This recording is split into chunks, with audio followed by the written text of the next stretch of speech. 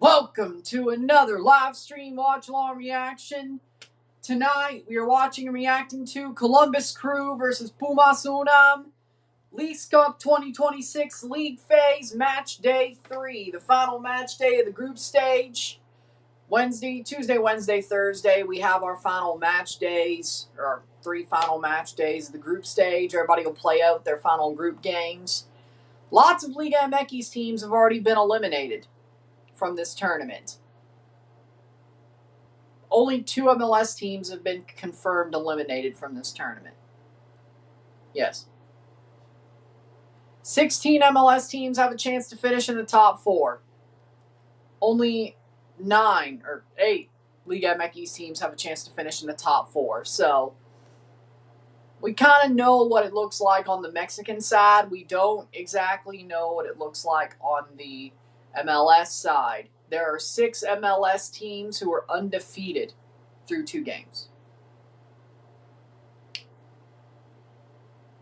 I mean, it is black. They are a black and yellow team, Columbus.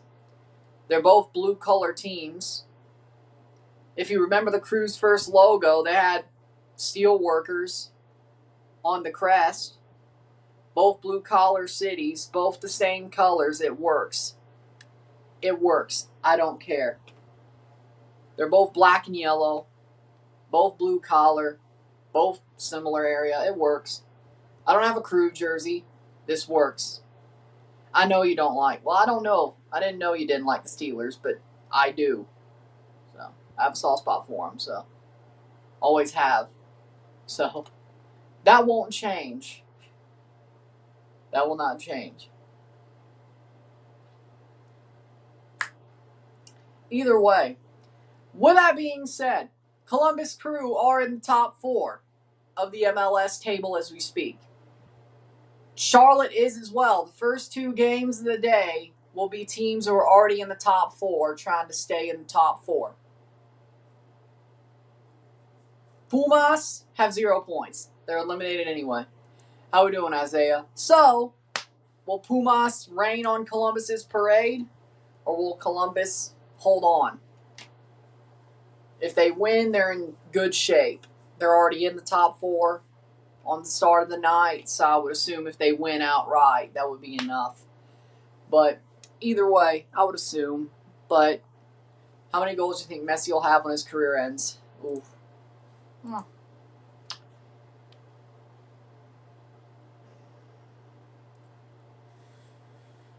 Oh, that's a tough one. I mean, he's going to have, depends on how long he plays.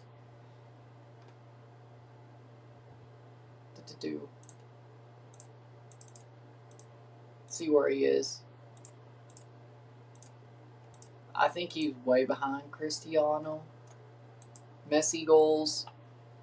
Has 920 official senior career goals. How many goals? 921. Yes. 921. Okay. He's going to hit 1,000. He's going to hit 1,000. I'm going to say 1,075. 1,075. 1,075 goals.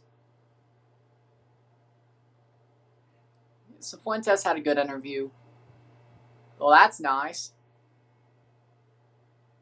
Nice. Hey, that's worth it. I don't know if I'd go see the Bananas play, but if they paid me to work for them, I'd probably do it too. Shit. But yeah, no, I think Messi will get 1,075 goals by the time he retires. Especially Marty Cifuentes' idol is Johan Cruyff. Well, that's good. That's a good idol to have. Respect that. I mean, either way,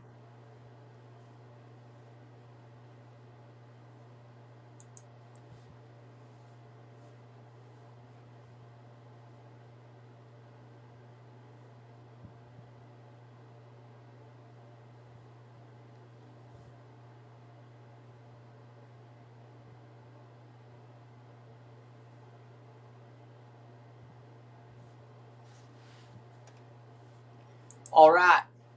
Starting 11s are as follows for this game. In goal, Hagen for Columbus. The back four of Steven Moreira, Rudy Camacho, Sean Zawadski, and Malte Amundsen. The midfield four of Tarun, Karun Manchi. We have Andre Gomes, Dillon Chambost, Mo Farsi, Bryce Mendez, Daniel Gazdag. How we doing, Dillon? How we doing? Well, that's good, too. That's a nice perk, too. Starting 11 for Pumas, Keylor Navas, Tony Leone, Nathan Silva, Ruben Duarte, Alvaro Angulo, Uriel Antuna, Victor Arteaga, Alberto Carrasquilla, Rodrigo Lopez, Robert Morales, and Juninho. Yeah, I know. If Infantino stays in power, he's going to try to help Mexico move to CONMEBOL, which makes sense why Mexico turned on CONCACAF and issued a statement in favor of Infantino, like all of CONMEBOL has. It makes sense. I don't think there's any... I'm going to be honest. I think the rest of CONCACAF is in lockstep. I think they are. I do believe that the rest of CONCACAF, save for Mexico, is in lockstep on getting out Infantino. I really believe that. Now, because it was like U.S. Soccer, Canada, UNCAF, and the Caribbean Federation, CFU, are all in agreement with FIFA and AFC on our joint statement. So I think all of CONCACAF's in lockstep, save for Mexico. I think Mexico had to put out the statement they put out because they sided with CONMEBOL, and they'll be in CONMEBOL if Infantino keeps his job.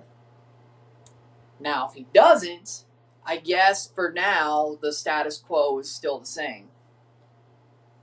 But I'm sure at some point, either way,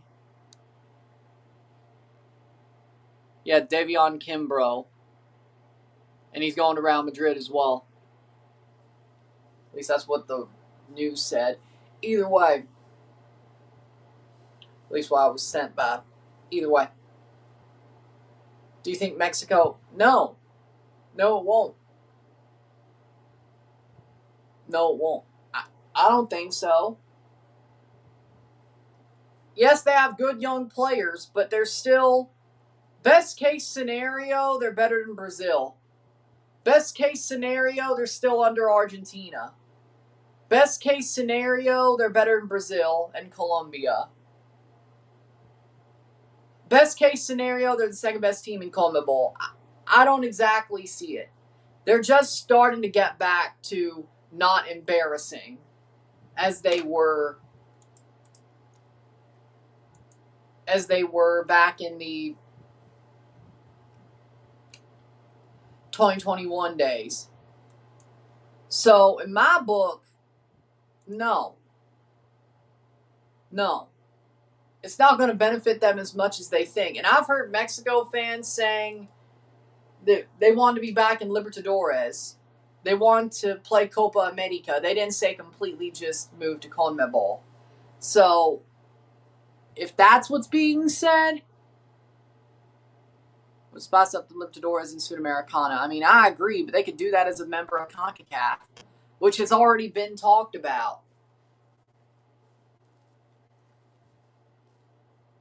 Mexico being second best in CONMEBOL would be a good thing. It's better than getting close to dead last. Well, they're not going to get dead last. I'm saying best case scenario, they're the second best in CONMEBOL. I don't think they are.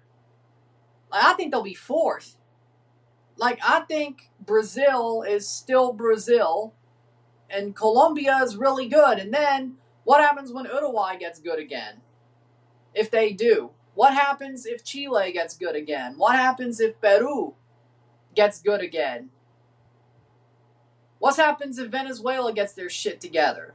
Right? So, I don't think... I'm not saying they're going to be dead last because they're better than Bolivia. Ecuador is also good, right? Well, they did just beat Ecuador, so I guess as of now, they're ahead of Ecuador no matter what. But they're better than Bolivia. And I guess they might be the best at handling the altitude. I guess that's the positive. Either way, best case, they're not better than Argentina. They will never be better than Argentina. I don't care what Mexicans have to say, and I don't care how much they hate Argentina. I don't care. Mexico will never be better than Argentina if they were in CONMEBOL. It'll never happen. It'll never happen. They needed to move to CONMEBOL 20 years ago if they ever wanted that to be the possibility. You can't do it now. And you could say, well, I mean, look at how much Messi carried them at the World Cup. As long as Messi's in Argentina, Mexico isn't even on the same building as them. Like, Mexico needed to be in CONMEBOL 20 years ago if they ever wanted a chance to be ahead of Argentina. Because that's when Mexico legitimately, 20, 25 years ago, that's when Mexico legitimately had the talent to challenge them. That was the moment. Not now. I don't care how good that World Cup was. It was good for Mexico's standards. And they should have beaten England if Jorge Sanchez wasn't the worst footballer on planet Earth. One of. They arguably should have been in the quarterfinals. Arguably. They're still not better. Not with this roster. Not even with Davion Kimbrough and all these young players. Cambero, Santi Sandoval. No. Not even if you move now with these young players. Which, they're very good young players. But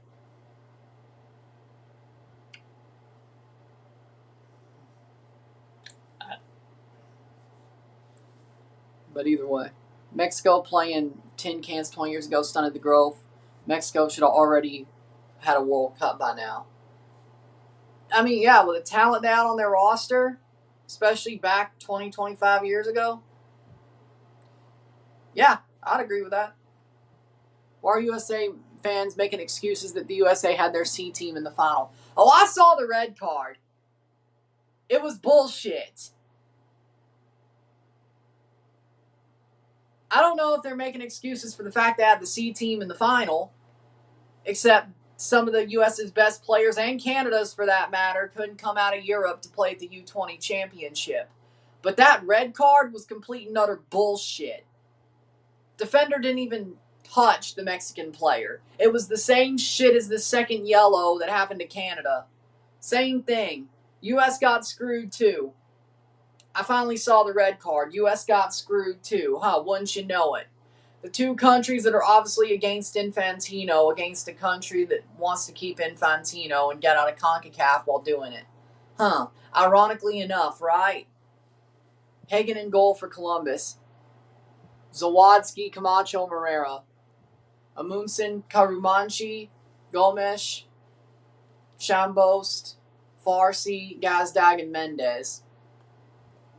Okay. They didn't need him. He was already on the main team. Let me say something. I bet Tijuana was like, choose the World Cup or the Under-20 Championship. What do you think he was going to choose? He already played at a U20 World Cup anyway. He's so young he can play at another. Keller Navas in goal. Duarte, Silva, Leon. Angulo, Arteaga, Carrasquilla, Lopez, Morales, Antuna. He's so good he got to play Juninho up top. He got to play at a level ahead of where he was. That's how good he is. So, I'm sure he could only choose one. I'm sure Tijuana made him choose one. And I'd be worried. Like, if he chose the U20 championship over the World Cup, I would have called him a dumbass.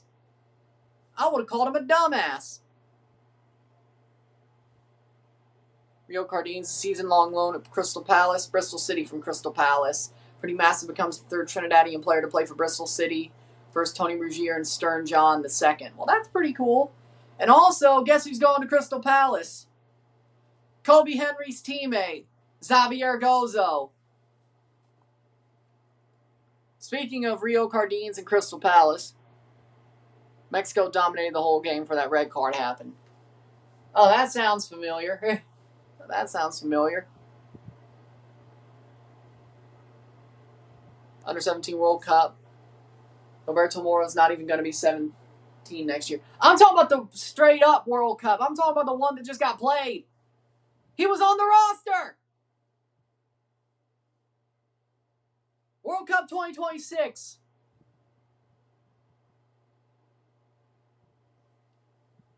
Yeah, there's no way he's under 20.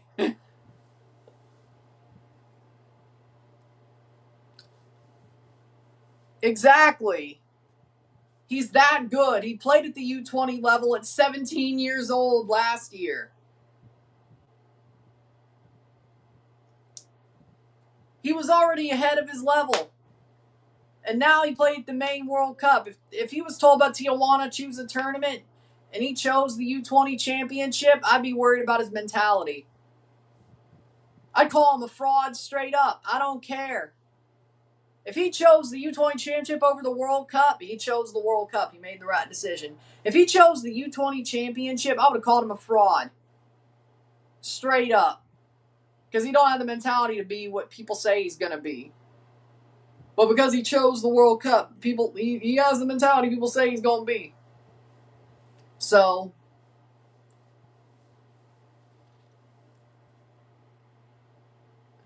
the bad thing about the U20 and the U23 championships is that these players, I think Liam McKenzie was pretty good. I think Emmerich Fotzing was amazing. And there are late bloomers. But the players that play at these tournaments, are they going to be the next big thing on your main team? No. Because if they were, they'd already be on the main team. Look at Luc de Fougereau.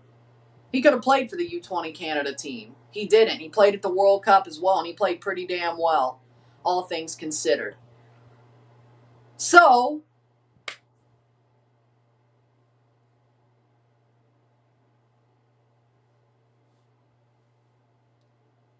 yeah, you could find depth pieces from these tournaments, but the fact that you look at a guy like Gilberto Moro, he played at the last U20 cycle, played at the last U20 World Cup because he was ahead of his level.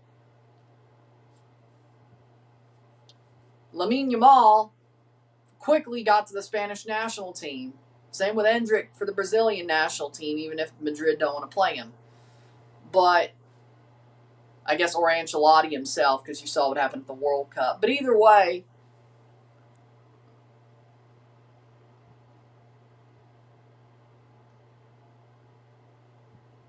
do you see Obed Vargas going to the Olympics? I think he would. I think he might be a player who's not as old, but he'll still go to the Olympics for Mexico. I think he would.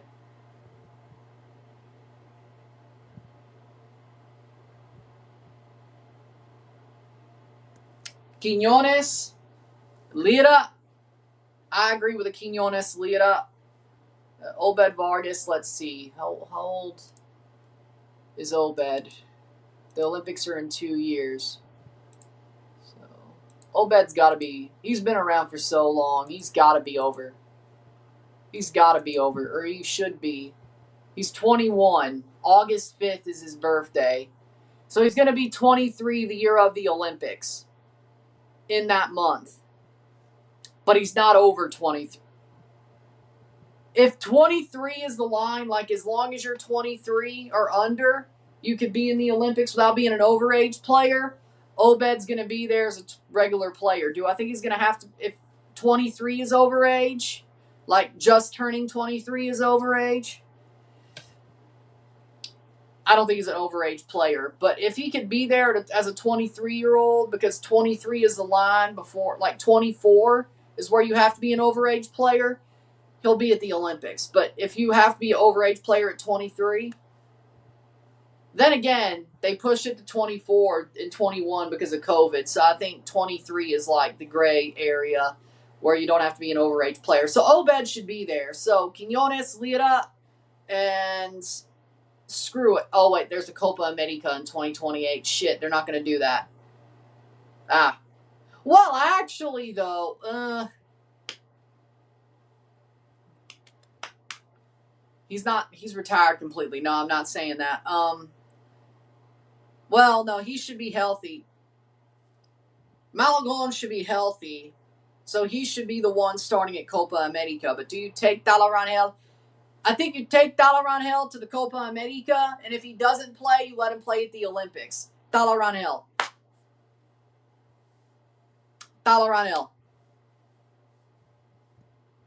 So yeah, Lira, Quiñones, Talarangel. Only Obed goes if the 23 is the gray area. Because he'll be 23 during the Olympics. He'll turn 23 during the Olympics. So, speaking of Mora, will Mexico be in contention to win gold at the next Olympics? I'd say yes. Mora's going to be on the team. He could be on the team at the Olympics. He'll be there too, without even having to worry about an overage spot because he'll be like, what, 20? 19? Yeah, he'll be there. Yeah. I think so. As long as he's there with Quiñones and Lira and Obed and even Camberos and Santi, yeah. They got a challenge. Fair point. Bananas are playing Indianapolis Clowns. 3 players over 23.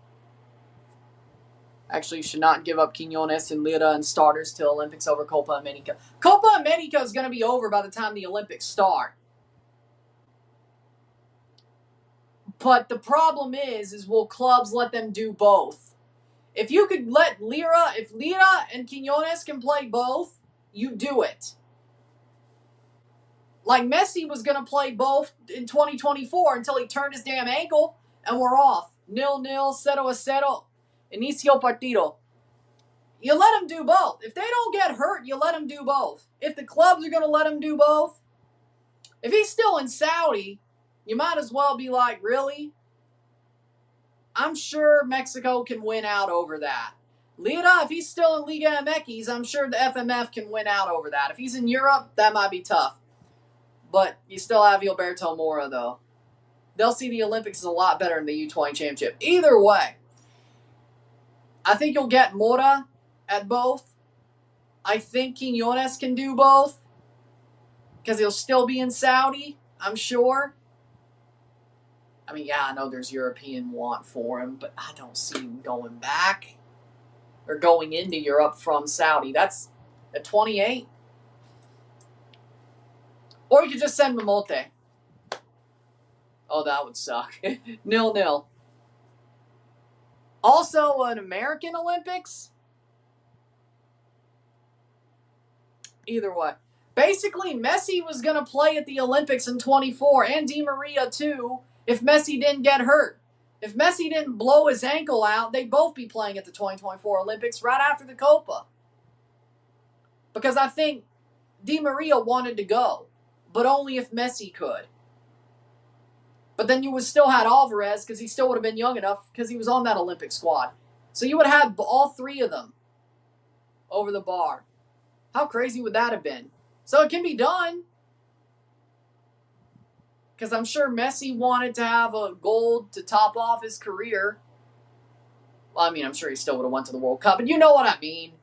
Get a gold at the start of his career, get a gold at the end of his career. And if he was there, I think it would have happened.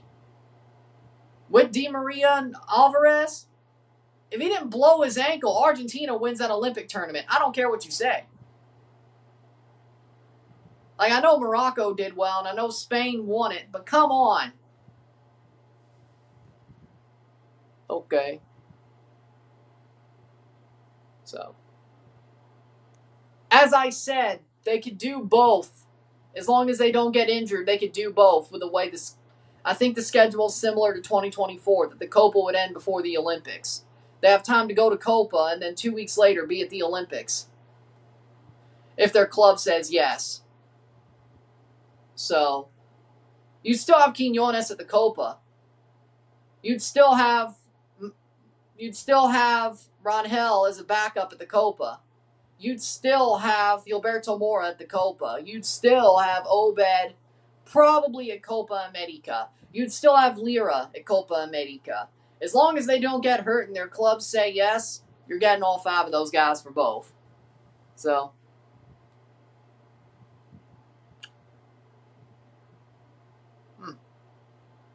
nice.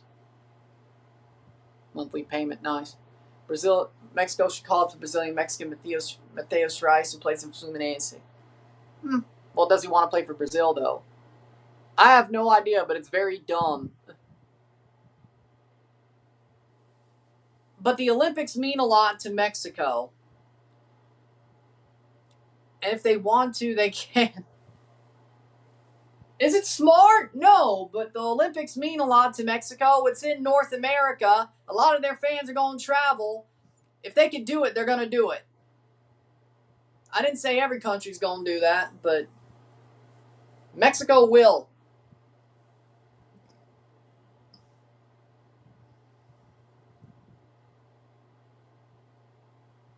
And I guess in CONCACAF, the rules aren't the same as in Europe. Because look at Messi. He had a 2-week break after a World Cup final, and he still played. And the only reason he didn't play the second Leagues Cup game is his dad died. So, unless he has to just rest for 4 weeks overall at some point in the summer, and I guess that he took 2 weeks before the Leagues Cup, and then now he has, just ironically enough, has another 2 weeks, and in between he played a game. Okay. Maybe that's how it works. I don't know. But either way, if they want to do it, point is,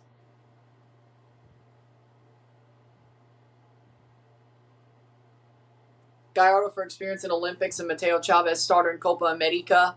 Malagon would motivate him after missing World Cup in Quiñones if they let him. If not, then Raul, he's still good. Okay, Raul at the Olympics wouldn't be bad, though. If you wanted to do, but then again, if he's not playing at Copa America, well, damn it, though. But if he's not retired from the squad, why wouldn't he play at Copa, though? Unless you're saying that Hormiga is the starter, he's finally the starter, and they just use Santi as a backup, and then when they need Mamolte, they use Mamolte, and then Raul's perfect enough for the Olympics.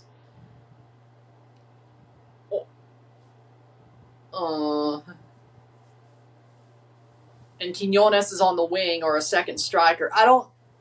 Either way, 0-0. Gilberto Mora. The Rock earning a Grammy. Well, good for him. Gilberto Mora. Duh. Gilberto Mora is the better player. He played at the U20 level at 17. He played at a men's World Cup at 18. He could be going to Europe. Not just like Real Madrid.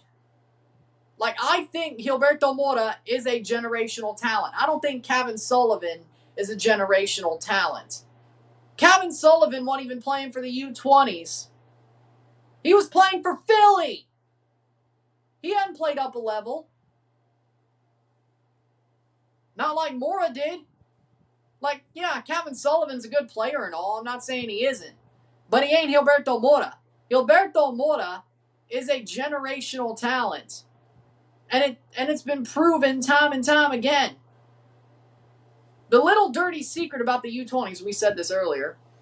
The dirty secret about the U20s is that if you play at the U20s, like at 19, and you play at the U23s at 22, 23, you're not a generational talent. You might be part of the national team one day, as even a meaningful part. But you ain't the star. You ain't the generational talent they're looking for. Pulisic played. See, the difference between Kevin Sullivan and Pulisic is Pulisic played up levels. Pulisic played at a Copa America at 17. Centenario. Kevin didn't do it. He didn't play at a World Cup. He didn't even play for the U20 championship team. So, he was playing at the Leagues Cup. Philly knew they had no chance of winning the damn thing. Did Mexico do the same thing in 2015 as having the same players in Copa America and Gold Cup? I think, yeah, because isn't that how they made the freaking CONCACAF Cup? To qualify for the Confederations Cup? Didn't they win that Gold Cup? 2015? I think they did. I feel like they did, didn't they?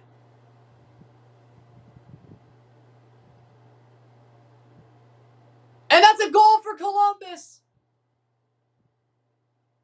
Carmen Monchi with a header. I think they certainly sent their A team to the Gold Cup because they won the Gold Cup. Goal Columbus, 1-0.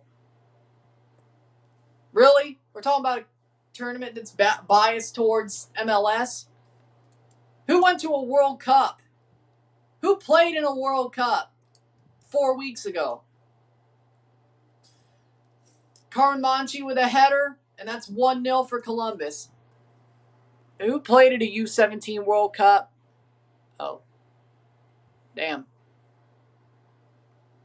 1-0. Did I not leave that up? Shit, 1-0. There you go. Kanun Manchi with a goal. And it is a rain delay in Columbus, and Plaza Amador hasn't started yet. Oh, that's 7 o'clock then. Okay. Tarun Kanun Manchi.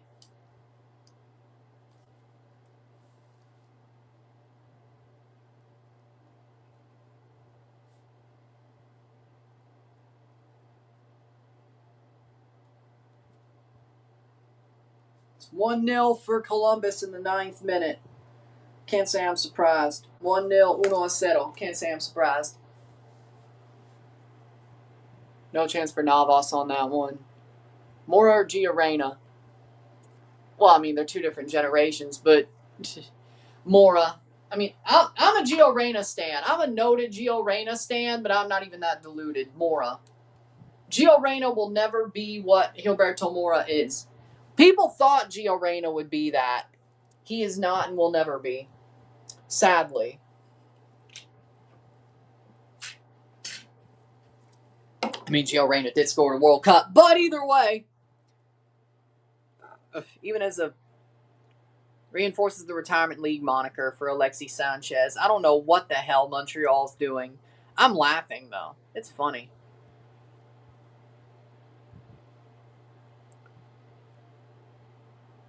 Not now, no. Especially not for a meaningful tournament. Maybe for like the September window, just to see what you have. But again, he didn't even play at the U20 championship. Philly kept him for the Leagues Cup. A tournament they're not going to win because they're shit. A tournament they're not going to win because they're shit. Let's see where they are, by the way. 14th with 3 points. That's not enough. So, they basically just said, nope, you got to play Leagues Cup. But you weren't even at the World Cup. What was the point of that? That tells you exactly what it is. Well, they never were. They just were the... Well, I mean, I guess to anybody but Toronto fans. But either way, Toronto-Montreal's a rivalry would be enough to save Montreal from the redheaded stepchild thing. Again, Vancouver being as good as they are is like Southern Miss somehow being a good team. It's crazy. Carrasquillo with a yellow card. Carrasquillo, yellow card. Alexis Sanchez. It's like when Kessel signed with the Coyotes, yeah. Alexis Sanchez, former Arsenal player. Signed by CF Montreal. Dude's 37 now. Like, what are we doing? I'm not afraid of him. Owuzu, that's a different story. But either way, 13th minute. Played over the top. Header. Columbus almost got a second just off that. 38 December. Again, that's even crazier. Why is Saputo still owning Montreal if he owns Bologna? Because he's from Quebec. He's an Italian-Canadian from Quebec. From Montreal, or at least the greater Montreal area. So he has his hometown club. At least somebody from Montreal owns CF Montreal. I mean, I don't want him to be moved. I don't want to lose our rivalry and have to be freaking rivals with Columbus again. No, nobody cares. Like, even if I hate CF Montreal, I never want them to be moved. So, even if they have a shit owner, I'm glad they have a shit owner from Quebec. At least a shit owner for them. I mean, he actually does a pretty good job with Bologna. But either way, I'd rather them have a shit owner from Quebec who will keep them in Quebec than a shit owner from Vegas that'll move them in 2 years after, basically like the Expos or the league owning them and then move them to Vegas after they find a buyer. Like the Expos. So, you know.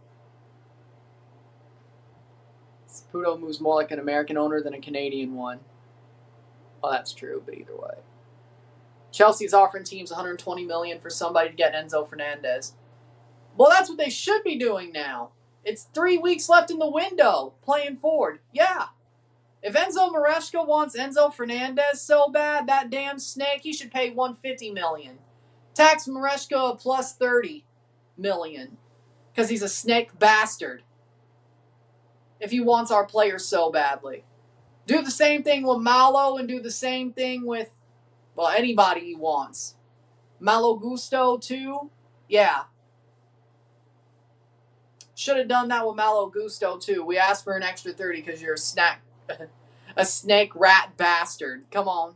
Give us $30 million extra for what you want with him. We know Man City's got the money.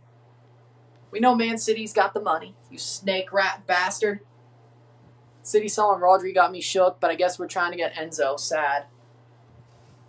Honestly, that's a downgrade. Now, I'm just wondering what the hell Chelsea's going to do. Besides, you have Elliot Anderson. Why the hell? I thought Elliot Anderson was Rodri's replacement, but okay.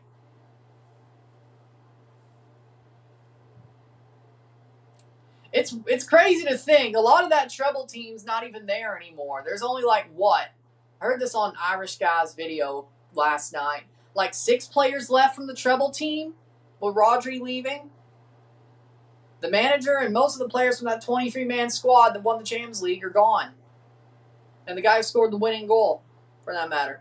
16th minute, 1-0. Holland is still there, though. Damn fool.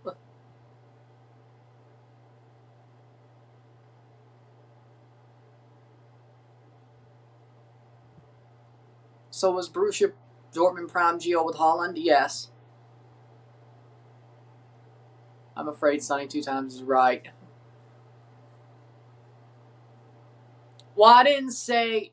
I still think Toronto-Montreal is one of the most underrated rivalries in the world. But it's the same thing as the Egg Bowl, you know? It's another thing that's just like the Egg Bowl. Ole Miss and Mississippi State. Nobody thinks that Ole Miss and Mississippi State is the best rivalry in the country in college football. They're wrong. People are like, oh, it's the Iron Bowl. It's the game. Michigan and Ohio State. No, it ain't. There's only one game that gets its own day, or should be getting its own day. On Thanksgiving night. I don't know why the hell they changed it. Jackasses. Only one game. Who rightfully gets its own night if they played it at the right time. Mississippi State, Ole Miss on Thanksgiving night, American Thanksgiving night. But they changed it to Friday because, well, I don't know why. They had it right for 8 years there. I hate when it's not on Thanksgiving night. You're wrong. Like, I understood COVID. I understood the COVID year. I got that. I'm just glad we had the game. But, like, 21, 22, and 23, it was back on Thanksgiving night, and then they moved it back to Black Friday in the afternoon. Jackasses. Rightfully so, the only game on Thanksgiving night in college football is Mississippi State and Ole Miss. That's the way it should be. There's only one team who plays on their own night on Thanksgiving week, and it's Ole Miss, Mississippi State. And nobody checks that fact and says, you know what, maybe they're right, that this is the best rivalry in college football. Either way, that's another similarity between the Egg Bowl and the 401 Derby. People underrate it way too damn heavily. They don't give it the respect it deserves as a rivalry. They don't. You could take your Iron Bowl and shove it, shine it and shove it up your ass.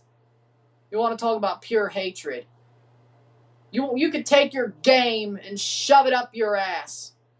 Shove the X up your ass. Okay? Talk about pure hatred. You want to say that's the best game on Thanksgiving week. All right. Shove it up your ass. You want to talk about Columbus versus Cincinnati? About pure hatred? Shove your Skyline chili up your ass and then shit it back out with bubble guts. You want to talk about pure hatred and best rivalries? Take your bonfire and blow it up. Seattle and Portland, take your bonfire and blow it up with napalm. You want to talk about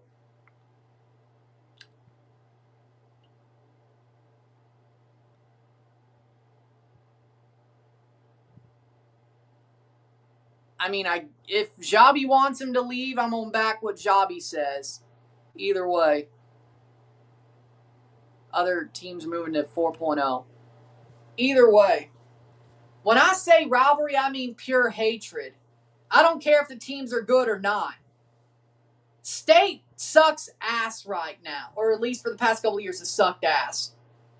The Ole Miss and Mississippi State hatred is pure. Alabama and Auburn?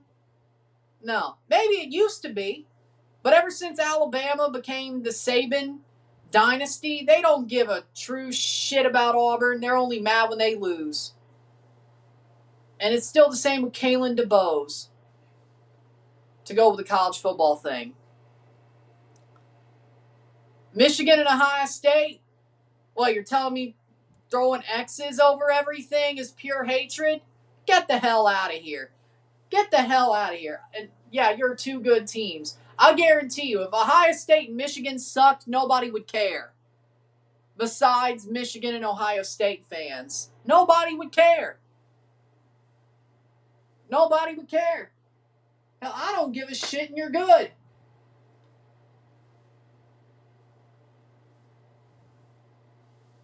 Mississippi, Toronto FC might be shit and Montreal might be shit, but we really hate each other. And that's what makes the rivalry what it is. That's what makes the rivalry what it is. The fact that there's hatred there. People watch because we hate each other. People don't watch because we're good. Now, if one of the teams are good, that's even more of a plus. But people watch us play because we're two dumbass crap teams who hate each other. But even if we're good, we still hate each other. And one of them's still shit.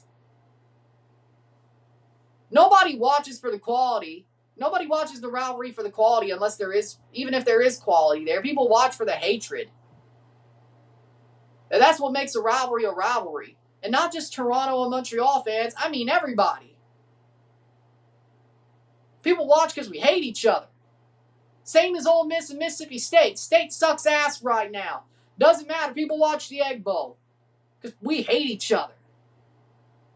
And if State's good, even better. We might get our game back on Thanksgiving night. But then again, by the time we're good, Ole Miss is going to suck. So whatever, you know. Either way.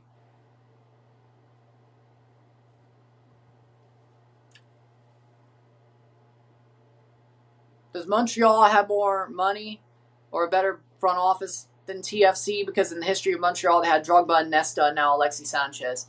You do realize Drogba didn't win an MLS Cup. You do realize Nesta didn't. You do realize Alexis Sanchez won't. Montreal has money. It's just when Saputo wants to spend it, but it's on really washed players.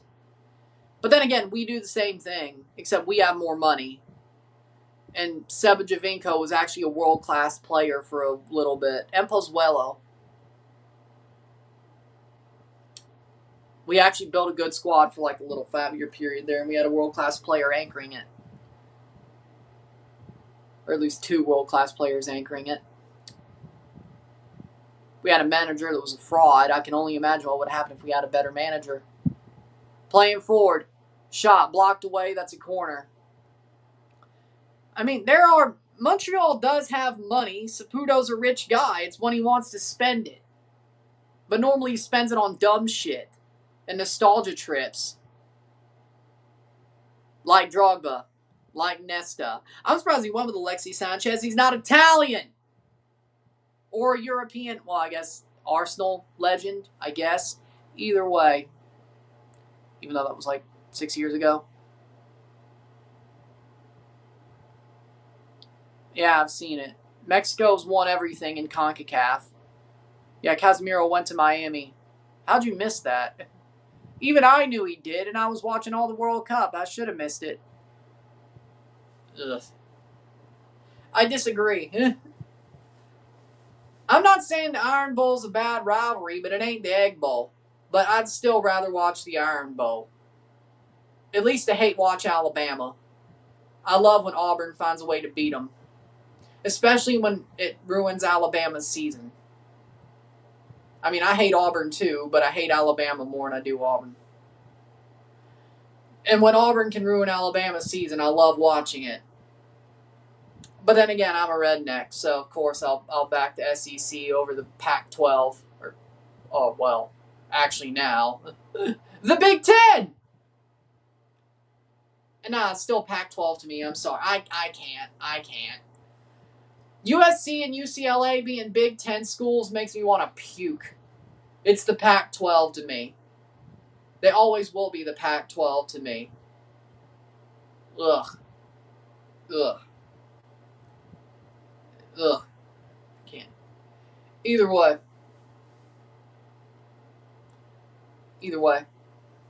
At least they didn't lose their rivalry. I don't know. Because they thought it'd be funny. Not funnier.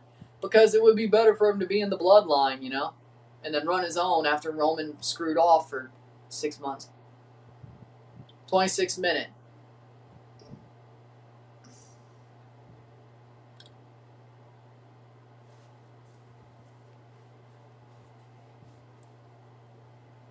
Either way. 1-0 for Columbus. Definitely the better team so far, but I mean, I'm not surprised. Either way. 380 for a G-Shock 30th anniversary Pokemon. I'm so dumb. Well, I mean, because the Steelers wear black and yellow. Columbus wears black and yellow. They're both blue-collar cities, and if you remember the Columbus Crew first logo, they had 3 steel workers on the crest. It works. Well, it's better than my NXT t-shirt, isn't it? I mean, I know they're both black and yellow, but it works.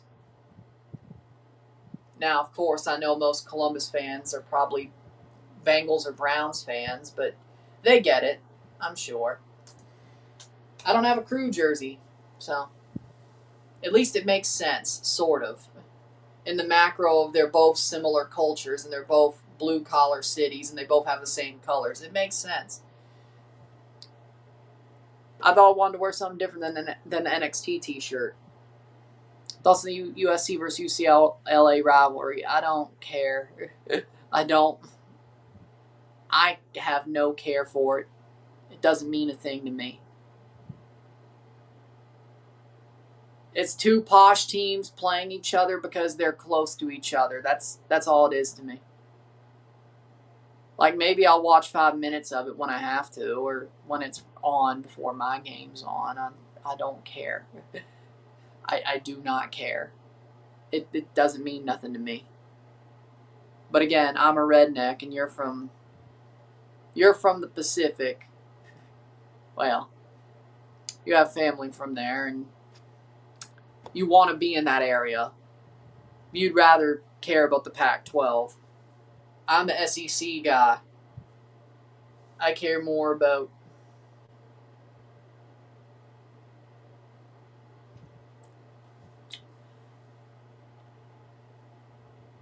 No, my favorite basketball player is Kawhi Leonard. My favorite basketball player is Kawhi Leonard. Well,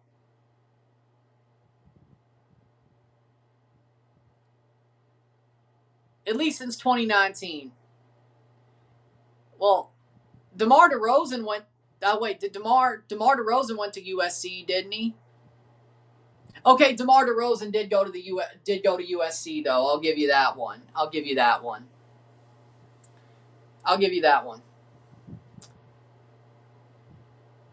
I'd rather care for the Pac-12 or the Big 12. I mean, the Big 12's a better. Yeah, I do. I hate the fact that we have. I hate the fact that Pac-12, as I grew up with, is dead. I hate it. College conferences should be regional. Pac-12 teams in the Big Ten makes no sense. Pac-12 teams in the ACC makes even less sense. The SEC at least kept itself regional. The SEC, at least I can be happy with the fact that even if I don't think Missouri should be in the SEC, at least it kind of makes... That's the one that makes the least sense, but it's been around the longest out of the teams that moved in. USC versus UCLA is only good for college football.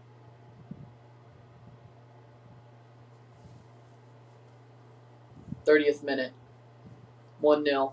So for me, it's like the SEC, for better or for worse, still stayed regional. Even if you want to say, well, Missouri, you could say, I mean, Columbia, Missouri is kind of like, Missouri's the bastard state, okay? If you know your history. Missouri's the bastard state. So you could kind of say, either way. I mean, Columbia is kind of pushing it, but it's not as bad as like Cal and the freaking ACC or USC and the Big Ten. It's not as bad.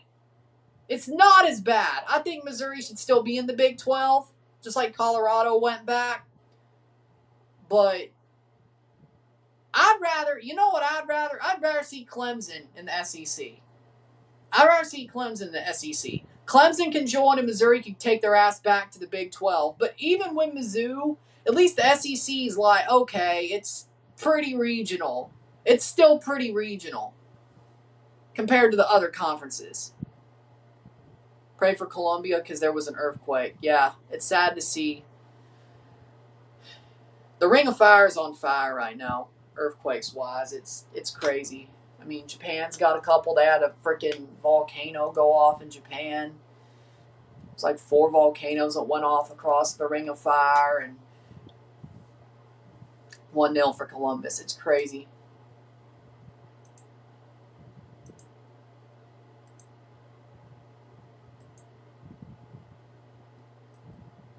Yeah, I'm praying for Columbia, country, of course. Not the city of Missouri. That's with a U. The city of Missouri is with a U. I've been there before. Either way, I have not been to the country of Columbia. Either way. 1-0.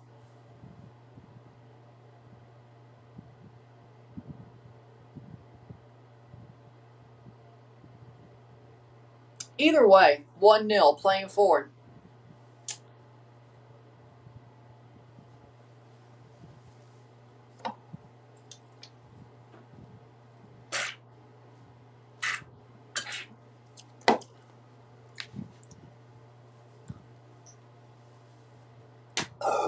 But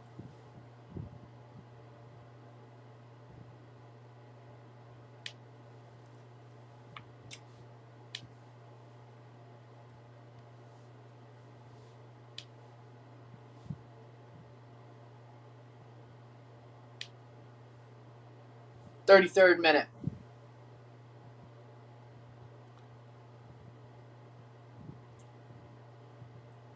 I don't think they want a Lando Norris Lego helmet, and I don't think they want shitty Nerf guns that are 10 years old. Shit. Actually, almost over 20 years old. Whoa. God, man. Yeah, I don't think they want shitty Nerf guns that are over 20 years old and a Lando Norris Lego helmet and my tactics board. I don't think they want pieces of paper that I've kept and old video games and baseball cards.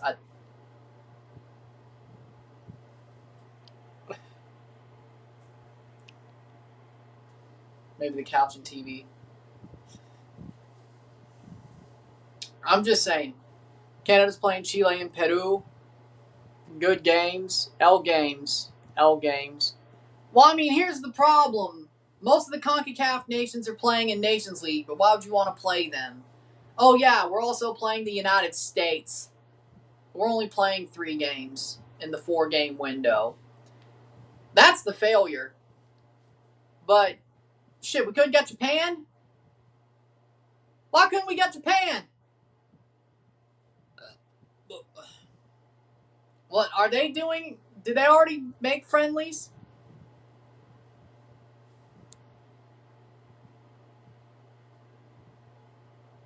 Who are you talking to? Chile are awful. Well, at least we'll win our friendlies. I think. Either way, well, at least the 2 that aren't against the USA. Well, we couldn't have a game against Mexico either. CF Montreal might actually pack out Citi Field this October. Are you sure about that? Well, no. Well, they're okay, maybe not. Then again, that was 20. Quick 16 was like, what, 2013? Okay, no, it's actually 13 years old, but damn. My bad. No, the Quick 16 was... Okay, no, that's 13 years old. It's not 20-something. Well, in about 6 years... Well, no, 7 years it will be 20 years old. Japan doing their thing. New Zealand...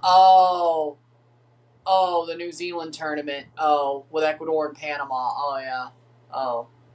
Oh, yeah. We wanted to play in Canada, so we didn't do the Kirin tournament. Okay. Damn it. My bad. All right, they're playing the New Zealand tournament. Right. My bad. Panama should start their younger strikers. They're not going to win anyway. Well, at least not against Japan. Probably not. Well, I don't know. New Zealand, they might. Either way. And Ecuador? Well, no. Probably not Ecuador. Then again, either way. Well, no. Mosquera's not as good as Eloy Room. Either way, 1-0 for Columbus.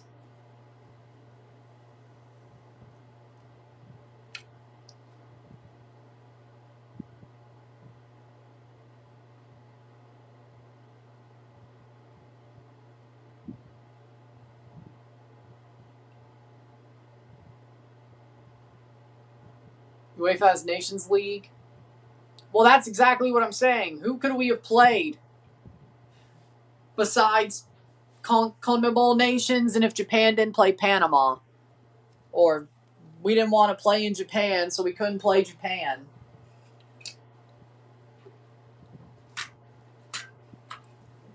I guess we didn't want to play Australia. I guess, honestly, what, we couldn't pull a Morocco game out of our ass? Wait, did CAF start it? Oh, wait, they might have qualifying. They might have AFCON qualifying. Possibly. Shit.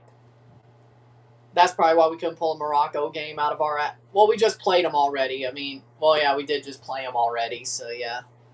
Brazil? Australia? Well, oh yeah, we just played Morocco anyway, so even if... Senegal?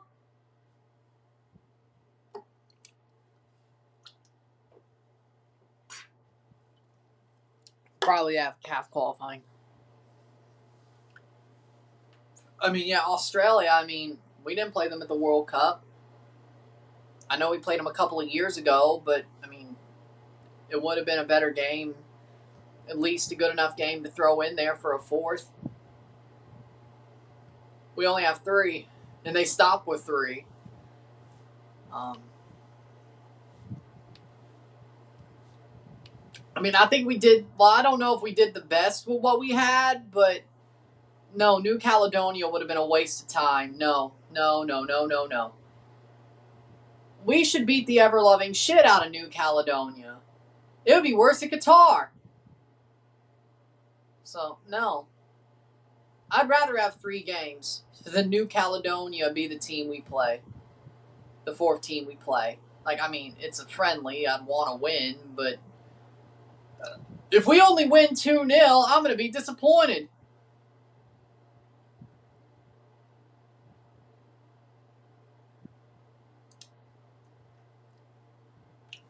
So, I mean, now you're kind of just, like, pulling shit out of your ass just to be like, hey, you know what? Let's play them. Like, what's the point? As long as we did better in Jamaica, I guess that's a win. Either way. And besides, we can't, well, of course, Nations League, but we're playing the United States in the window. And then Peru and Chile. I mean, we could have got Venezuela again. I know we just played Ecuador and Colombia. So why would you do it again in the same year? I guess that was the thought process. But either way, I mean, Brazil was, I mean, I guess we could have gotten Brazil. That would have been nice. Argentina, I'm sure they already got theirs wrapped up.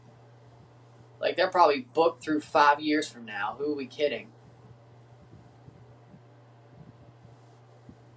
Yeah, but guess who was coaching Canada at the time? Mauro Biello, one of the worst managers I've seen in my life. Shot! Oh! Did he run into the post? Oh, no. Oh, no. Oh no. Mo Farsi ran into the post, but he got up. That looked rough. Mauro Biello's garbage. You can't say anything about Mauro Biello Canada versus Jesse Marsh Canada. Mauro Biello was like, man, Herdman putting us in that position pissed me off. Still does. Ottawa just scored on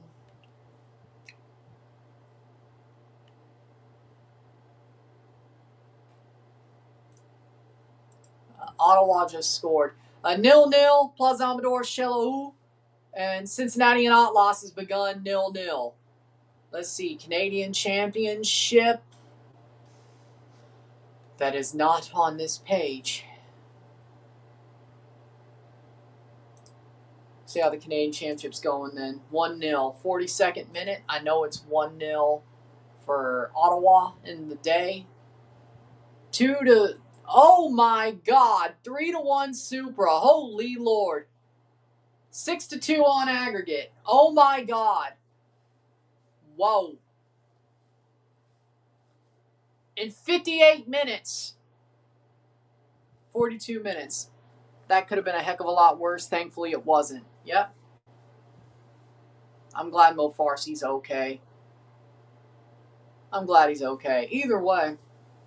Yeah, Supra's knocked out Ottawa, the Canadian Championship. I'm pretty sure of it. I'm pretty sure of that. Which means Supra versus Forge in the quarterfinals. And Montreal versus Vancouver in the other, or the semifinal, my bad. Forge versus Ottawa in the semifinal, and Montreal versus Vancouver in the other semifinal, which means we will have a CPL versus MLS Canadian Championship final. We could have an all-Quebec final as well. I mean, I guess we won't. Well, probably not. But it'll probably be Vancouver versus, well, it'll be Vancouver versus the CPL team. I just hope it's Forge.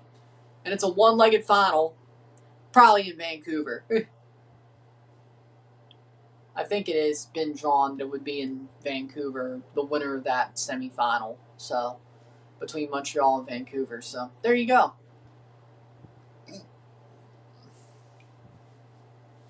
Ford versus Supra. I'll go live for those games if I can. And I'll go live for the Can Champ final. If I can. When those hit. Okay, Monday, August 31st, Forge on the road. And September 15th, Forge on the road or at home versus Ottawa and Supra. I might do both Vancouver-Montreal matches. I'm not sure. We'll see. Huh. I guess there is a game on Monday, 31st of August. We'll throw that in there. How we doing, El Nini? How we doing? Drop ball for Columbus, 44th minute.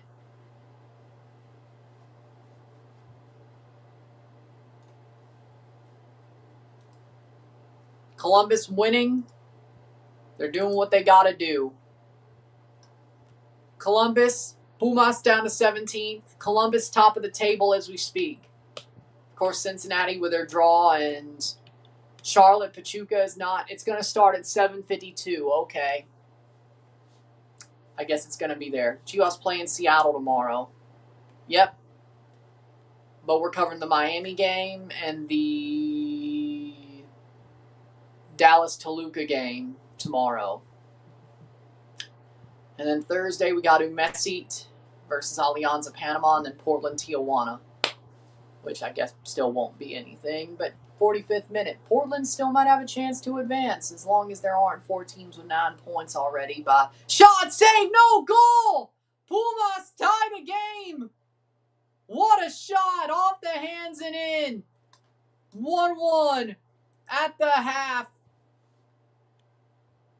It is Angulo, Alvaro Angulo with a goal. 1-1.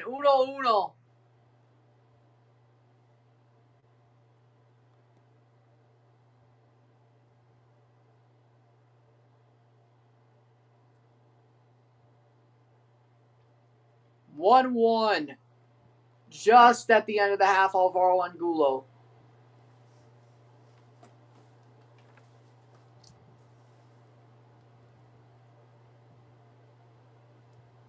He takes the shot.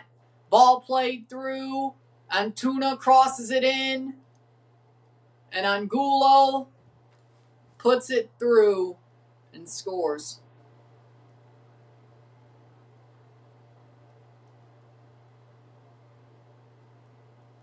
It's 1-1.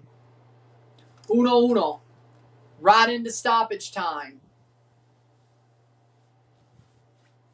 3 minutes of stoppage time. Honest thoughts about the Leagues Cup. I hate the current format. I don't like the format. I think this top 4 in each league format is stupid. Goes down, free kick for Columbus. Nope, offside. It's offside. Stoppage of play to give Pumas the free kick. But I hate this format. I think the old Leagues Cup format was better. I think the Leagues Cup format where it was every team plays and you get the top 32 and you had a straight knockout after that. I think the month-long break is better than the 2-week break and then you play matches through the midweek and then you play the final on a weekend. I want the old format back. I want the format where everybody plays. I want the format where it's 3 teams per group. Or you could have 3 teams in each league per group, and every team in each group plays the 3 teams of the other league, and the top team per each league advances to the knockout stage in each group. If you want to keep it being 18 teams versus 18 teams, and you want to keep a knockout stage, if you want to keep it equal, 18 teams versus 18 teams, and still have the group stage end after 2 weeks, here's what you do. If you want to keep an 18-team per league format, 3, 6, 9, 12, 15, 18. You have 6 groups of 6, 3 teams per league. You have each team in MLS play every Liga MX team. You have every Liga MX team play every team in the MLS team in that group. You have the top 2 teams per league in each group advance to the knockout stage. So you have 6 teams per league. You throw them into a table. The top 4 teams get a bye. Or the top 3 teams get a bye. Well, no, actually. The top 2 teams get a bye to the quarterfinals. 3, 4, 5, and 6 play each other as wild card. The winners of those games, 3 versus 6, like the NFL playoffs. Similar format to that. The highest seeded team plays the number 1 that's left. If it's the 3 that moves on in that league, they play the 2. Then the 4 would play the 1. If it's the 6 over the 3, the 6 would play the 1. 4 or 5 would play the 2. Like the old NFL playoff style. So you have 6 teams per league advancing. You have a wild card round. The highest seed plays the 1. The lowest seed left in each league plays the 2. You have a regular quarterfinal. You have a regular semifinal, third place game, and a final. If you want to keep it 18 v 18. But this full table thing is bullshit. You already grouped them in pods. Just use the pods. You already grouped them in pods. Use the pods. Top team per league in each group advances to the knockout stage. Then you rank those 6 teams by points and tiebreaker. Halftime, it's 1-1. And then the top 2 teams get a bye to the quarters, and then you have a wild card round with 3, 4, 5, and 6, and then you have your quarterfinals and semifinals and finals. That's better than this single table bullshit. Use the pods as your groups. Top team of each league in each of the 6 groups advance. Seed them from their points. Then do the single table per league. Seed them by points. Put them into a bracket. 1-1.5. If you want to keep the 18-18 of each league format. If you don't want to do that, just go back to the old format where it was everybody plays. Top 2 teams for group advance. Yes, I do, because that's actually a fair tournament. Leagues Cup's not a fair tournament to Liga MX, especially with even 4 games in Mexico. But I just think the format of Leagues Cup sucks. I liked the old format, where it was 3 teams per group. But there wasn't enough Liga MX MLS games. This format... See, here's the good thing about the format I proposed of 18-18, where you just use the pods as the group. Here's the good part about that. You still get the same amount of games as Mexico versus MLS. You do. The only chance you would have of non-Mexico versus MLS games... And actually... Oh, wait, damn it.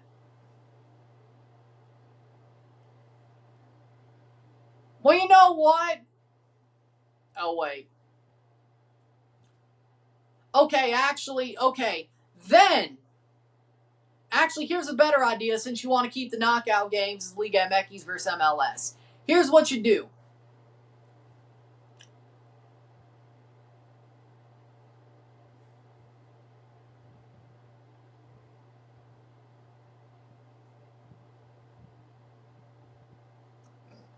You take the best MLS team. Okay, so here's what I think you should do. If you want to keep it a quarterfinal... Oh. Well, that doesn't work.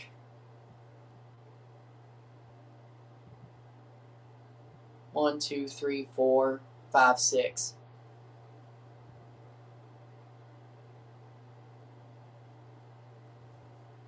I think... Well, damn. Honestly, no, I do like my idea better. Do the NFL-style playoffs, and then the third place in the final will be a Liga MX MLS game. Yeah, the quarterfinals and semis won't be, and maybe we can work on that, but I think getting the best Mexican team versus the best MLS team in this tournament being in the final against each other makes sense. Now, I think anybody would prefer to win Champs Cup over Leagues Cup because that means you won in Mexico. Or at least did good enough in Mexico to advance deep into the tournament. So, yeah, same. Either way, with that being said, we'll workshop that later. With that being said, Sid, I'll be back. Short break. We'll take a break at the half and talk about the stats. 1-1, uno mino tiempo. Sid, I'll be back.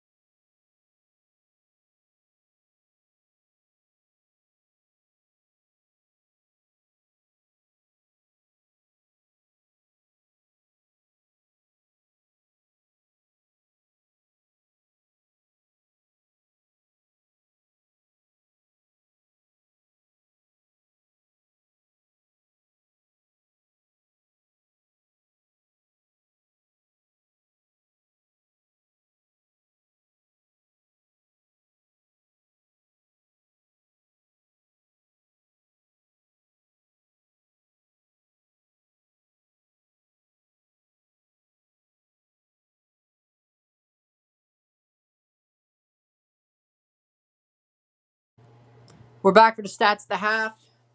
Let's talk about them.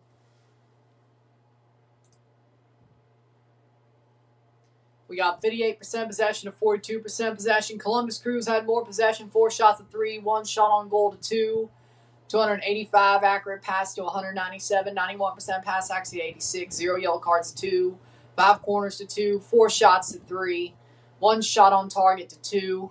We got 314 passes to 230. Got 91% pass accuracy to 86. We got 7 throws to 6, 2 offside to 1, 0 yellow cards to 2, 0 red cards to 0, 2 fouls to 8. 1-1 at the half. Uno medio tiempo.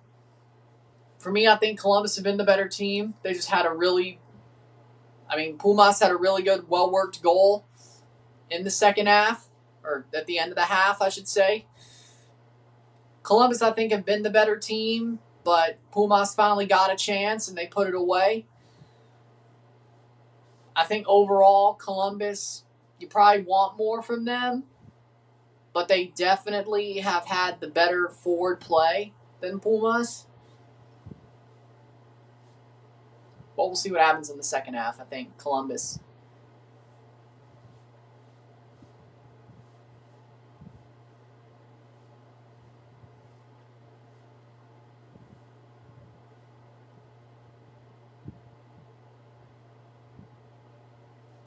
Either way, 1-1 at the half. We'll see what happens in the second.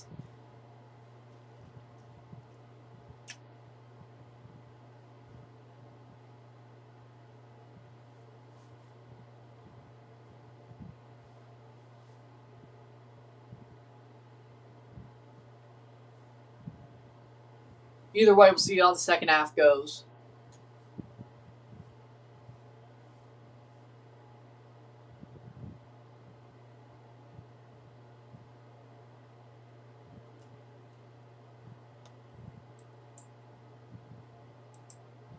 See how the Jays are doing.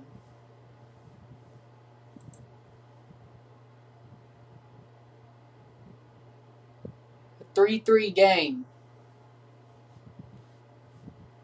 I can't say I'm complaining.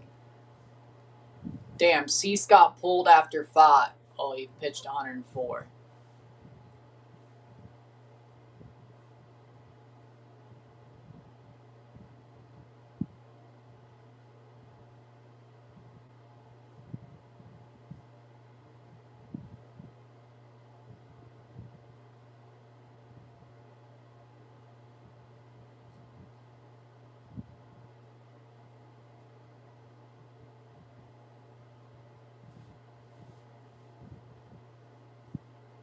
Either way, we'll see what happens in the second half soon. We still got the Tigres game tonight. Oh, damn. I didn't put halftime on there. I'm an idiot. Jesus. I'm off it today. Damn. All right. We'll review the Tigres Vancouver game. At least I plan on doing that after this game is over. Then, of course, we have the Super Cup tomorrow. Miami Leon and Toluca versus Dallas tomorrow. And then we have Umesit, Alianza Panama versus Umesit in the Central American Cup, and Portland versus Tijuana. Portland might still have a chance to advance in Leagues Cup with a win there, depending on what happens around the league, around the MLS. They need some help, though. They'll need some help. Both Columbus and Cincinnati have drawn. They need some of these 6-point teams to lose. Austin versus America, that'll probably happen. Charlotte versus Pachuca, we're going to find out. That rain delay probably doesn't help matters. But we'll see. Chicago versus Cruz Azul, possible. Dallas versus Toluca, possible. LAFC, probably need them to lose as well against Querétaro. Or at least draw and then lose the shootout. Need Real Salt Lake versus Juarez to go Juarez's way. 1, 2, 3, 4, 5, 6. 6 teams. Basically, they need 5 teams to screw up. As of now, Portland needs to win bigly and 5 teams to screw up against Tijuana, who are already out of this tournament. It's possible. Second half about to start.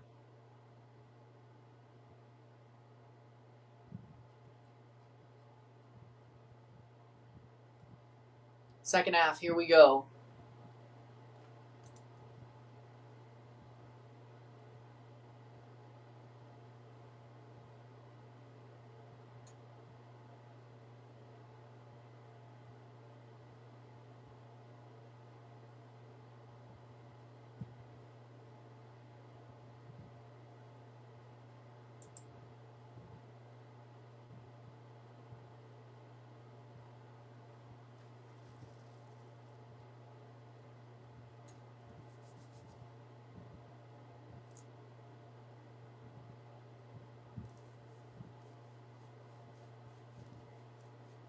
Here we go, second half.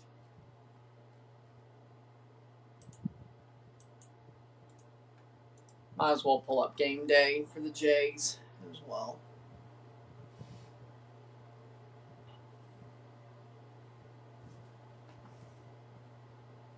In playouts, that's going to end the inning.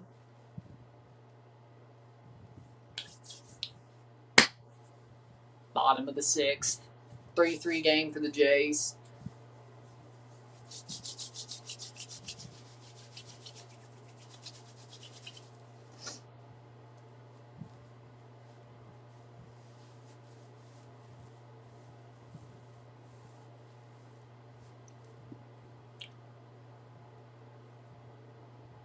Here we go, second half.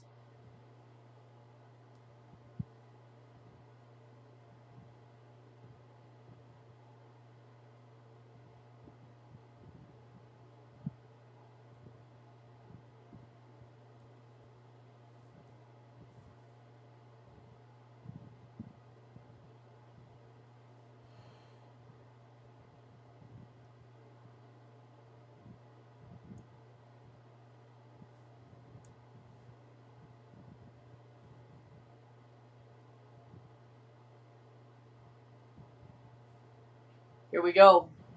Second half.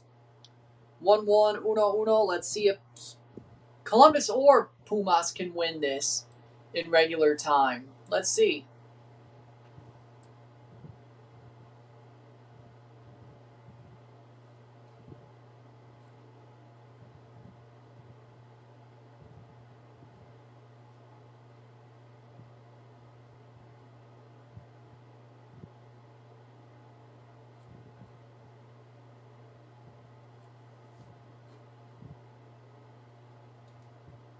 Here we go.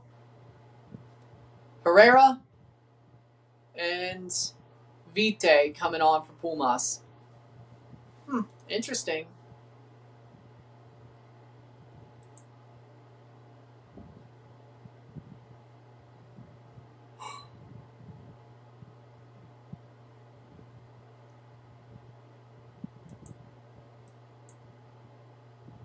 Here we go.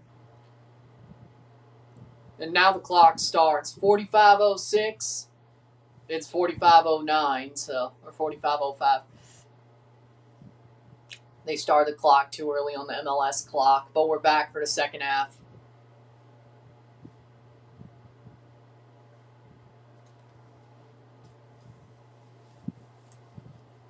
Juninho and Carrasquillo offer Vite and Herrera, headed wide.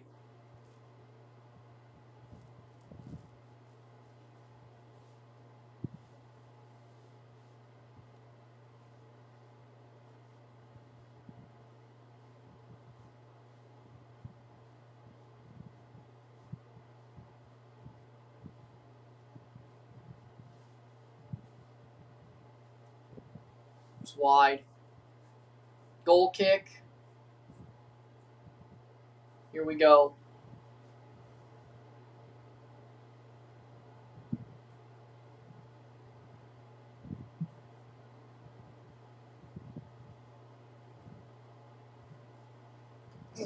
Look. 46 minute.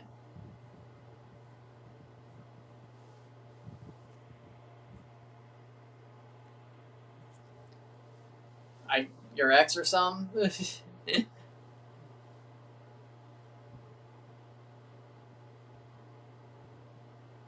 I mean, it's up to you.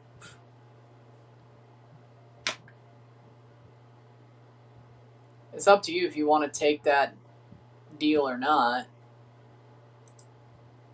Depends on how you feel. Either way. Or what? Either way. 1-1, 47th minute. Do what you feel's right. In play, no out. Let's go. Kirk with a hit. Let's go, Alejandro Kirk. Wait, did Springer got to third? Okay, Unc. All right. First and third, no out. Let's go. Header by Columbus over the bar. Let's go.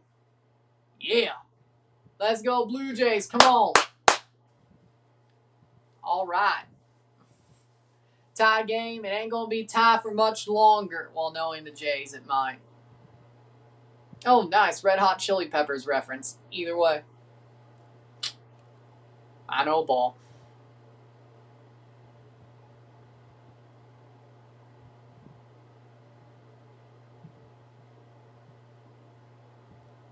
Ernie Clement could take this game back to a lead for the Jays. Over the top.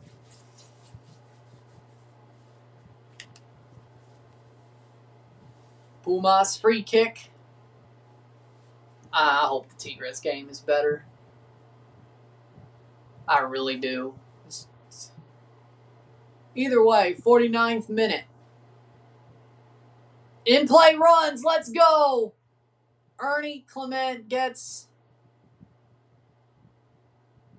force out. Second baseman. Kirk out at second. Clement to first. Blue Jays up a run, 4-3. We'll take it. 48th minute. We'll take it. Ernie Clement. Shot save. Free kick the other way. Ernie Clement gets a hit. Force out, but he gets a hit. Or he gets to first base. Fielder's choice. Grounded into a fielder's choice. But we scored a run. So 4-3 Blue Jays.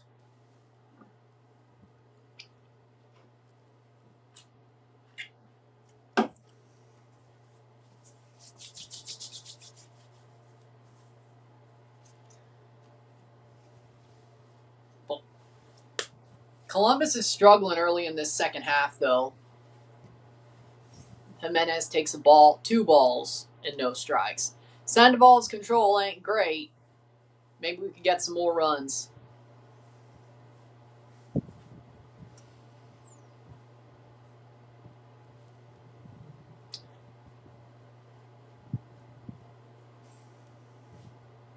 But hey, at least the Jays are leading. 50th minute. Don't let the Jays get hot. Don't let the Jays get hot. Don't let the Jays get hot, boys.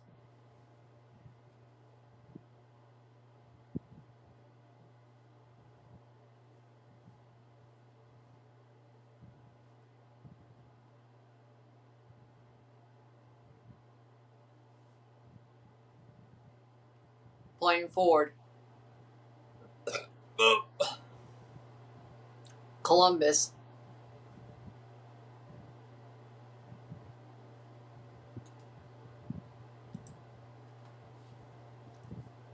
Swing and strike from Jimenez. Oh, no. 51st minute. Why? You know what? If he thinks he's hot. 3-2, full count. Good.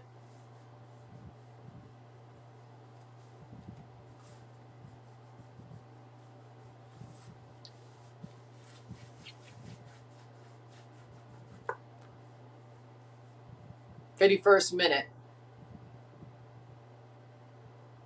Struck out on a foul tip. 2 out. Goal for Atlas, 1-0. It is Atlas 1-0 over, or 1-1 over, tied to Cincinnati. Charlotte Pachuca's begun. Minnesota Atlante 0-0. You mean goal for Cincinnati? You mean Evander 1-0, Cincinnati. It's actually 1-0 to Cincinnati, but other way around. Evander 2-1 for Plaza Amador over Shellahu. Quickly tied it up at the end of the half and quickly took the lead before stoppage time was over. Everardo rose, and in the 45+3, they get the second goal. Plaza Amador leads at the half, most likely. 52nd minute. I mean, Evander didn't do anything wrong. Why not? I honestly don't blame him. Evander did nothing wrong. The front office pushed him out. He said what he needed to say about the front office, and they traded him. So I don't think Timbers fans should hate Evander. I don't think so. He said what he had to say about the front office, and they pushed him out.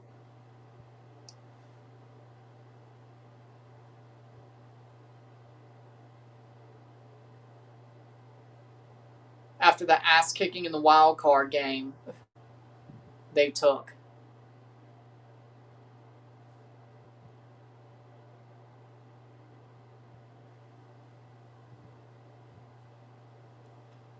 '53rd minute, Columbus in through. Here's a chance. Chips through. He should have just taken the shot. Fool.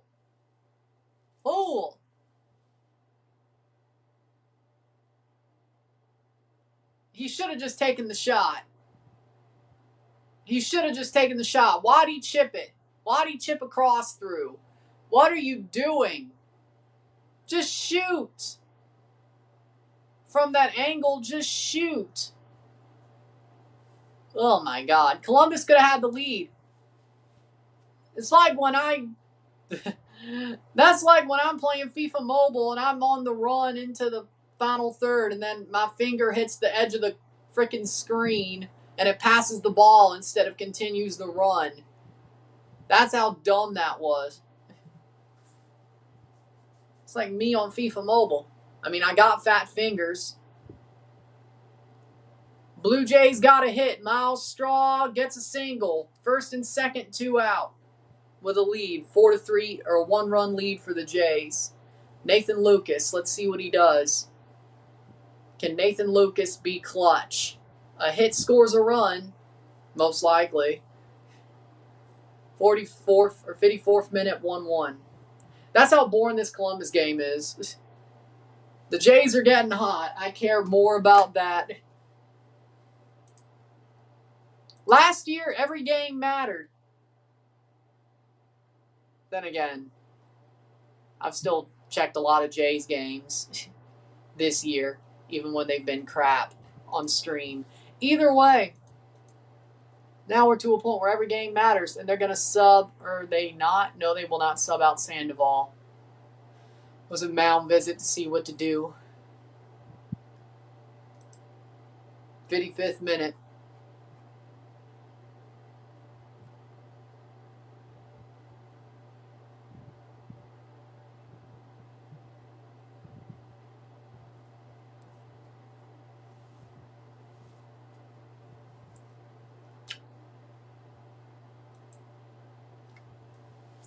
Oh, the Blue Jays are playing on Friday night on Apple TV, huh?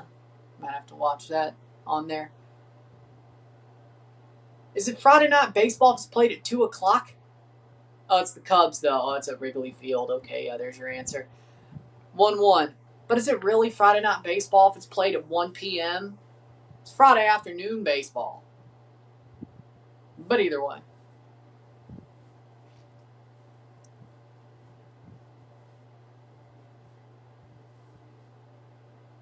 Well, the Jays will only be 3 games under 500 if they swept this series.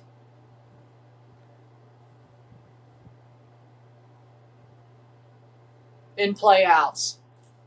Well, at least the Jays take a 1-run lead to the 7th. 56th minute.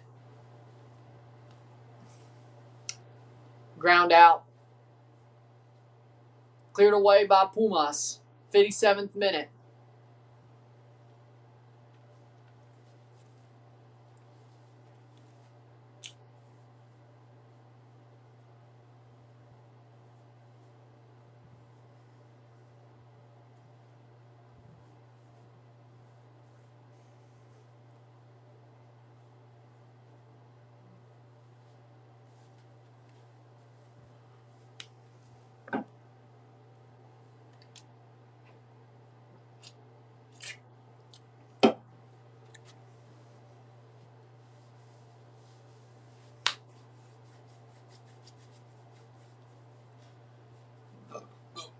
57th minute. DeCosta's finally lived up to his price tag. Well, that's a good thing. Definitely needed that. And Supra's moved on to the Canadian Championship semifinals, and they're playing Forge. First ever year as a club for Supra, and they're in the Canadian Championship semifinals.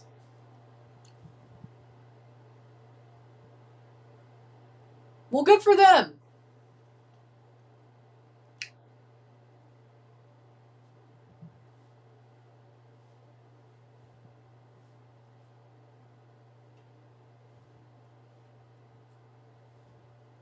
Good for them.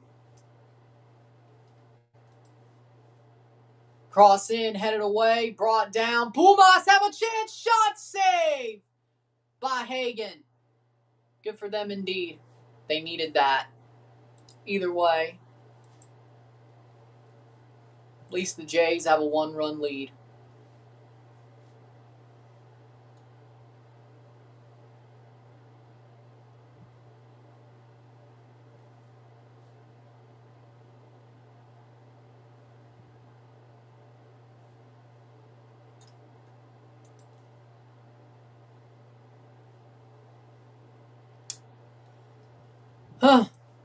Wow, almost a mistake from Columbus. Almost put them back behind the 8 ball.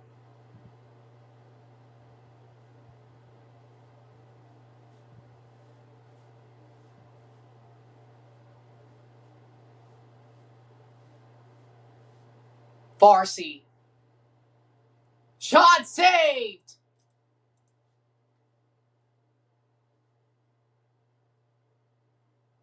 Mo Farsi gets the shot. Not a goal, but at least Columbus are starting to wake up. 1 out.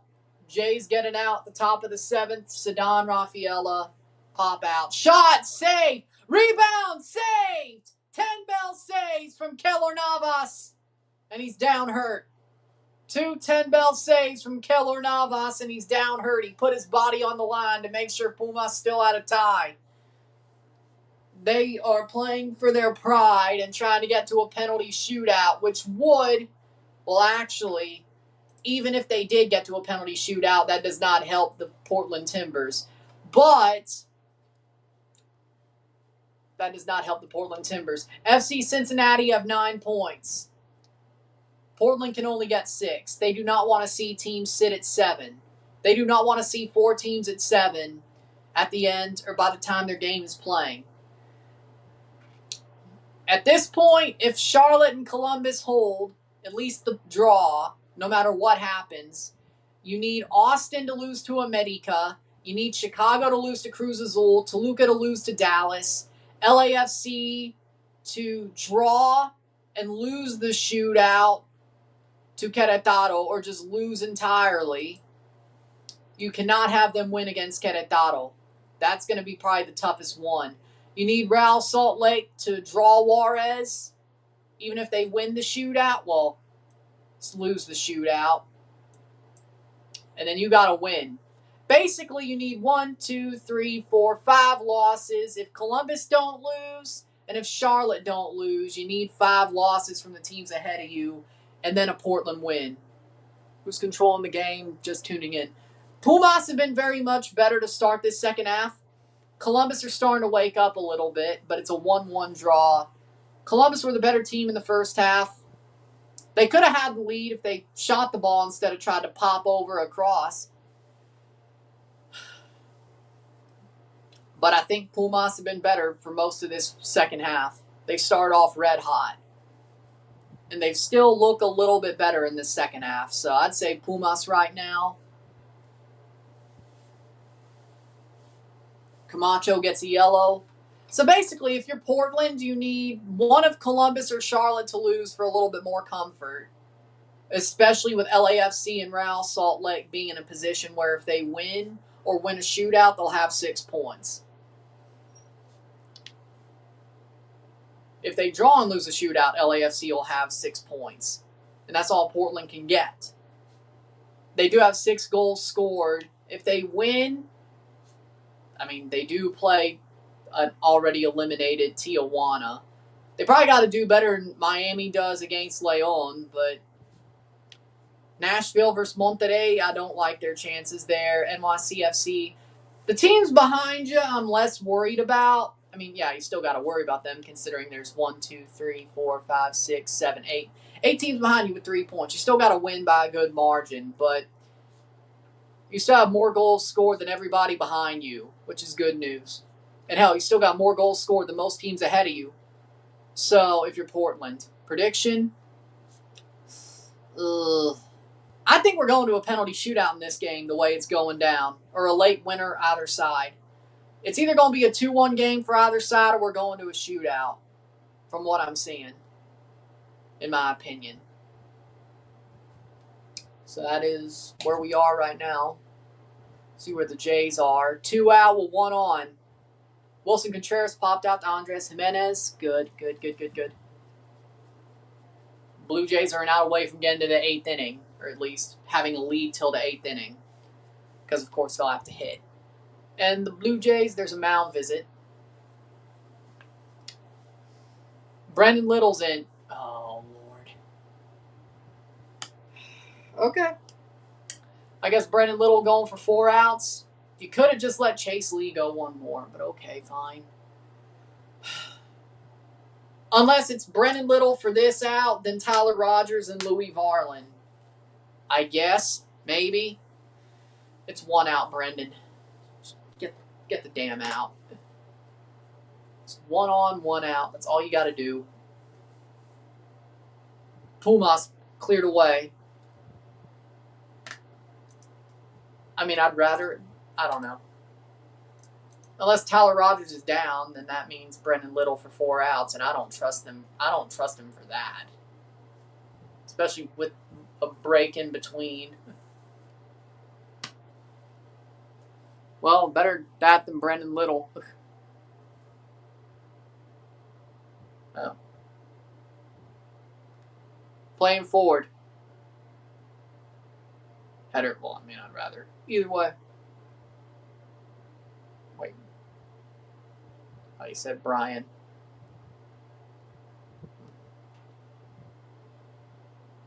Playing forward, Columbus, Mo Farsi. There you go. Mo Farsi! Push down in the box! Advantage play, no penalty. Oh, Jet alumni. Oh, okay. Oh, like. Guess not good. Jet alumni. Free kick. Or just, well, either way. How we doing, Nestor? I don't know. Let's see if there's going to be a call on VAR. Let me see here. I mean, he did get pushed. Called. That's questionable. I mean, he pushed him. I mean, it's definitely... I could see them checking this. I don't know. Advantage played, but there might be a check for a Columbus penalty. There might be. And there's a player down on Pumas as well.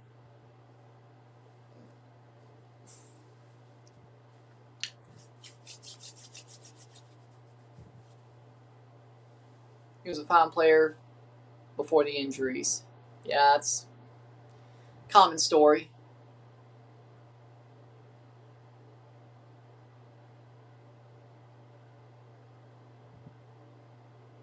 Taha Habrun, and Adams coming on for Columbus.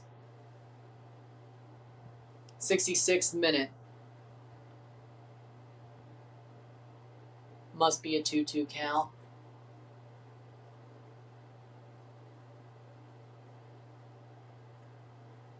Yep.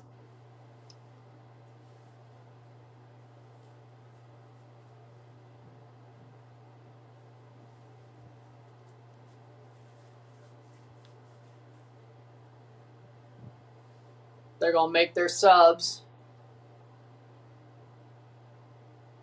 And that's a 3-2 count. Things are going well. Life is good. I can't complain.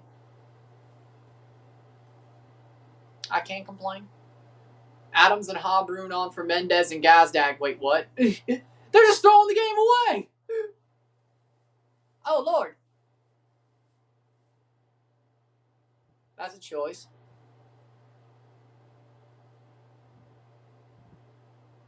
Swing and strike. Let's go. Blue Jays got the lead going to the 8th. I mean, let's see if they can extend it, though. Swing and strike. We're going to the bottom of the 7th. The Blue Jays will have the lead going to the 8th. Can they extend it? Club America could win Leagues Cup if they maintain their intense gameplay like Almados Pachuca that won the CONCACAF. I mean, you're not wrong. Let's see how much they enjoy it. 68th minute. Well, oh, Lord, a 3-3 draw between Ottawa and Supra.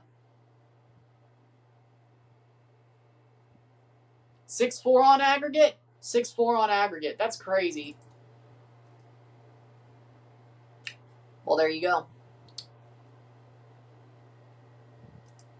6-4 on aggregate. It's crazy.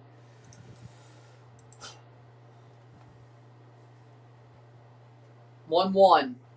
Let's see the other scores as we speak. Halftime. Oh, Shelahu Plaza just started the second half, 2-1. Columbus Pumas 1-1. Cincinnati Atlas 1-0 at the half. 0-0 between Minnesota and Atlante. Cross in. It's cleared away. Charlotte Pachuca 0-0. Salt Lake and Juarez and Tigres Vancouver. The two later matches. 1-1. 69th minute. We'll be live for Vancouver versus Tigres. And we will review that.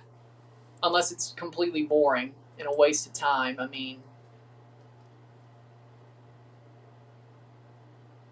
no, I don't.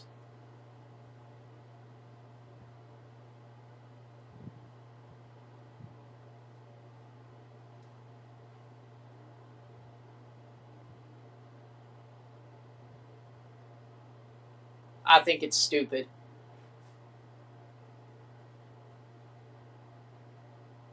Playing forward.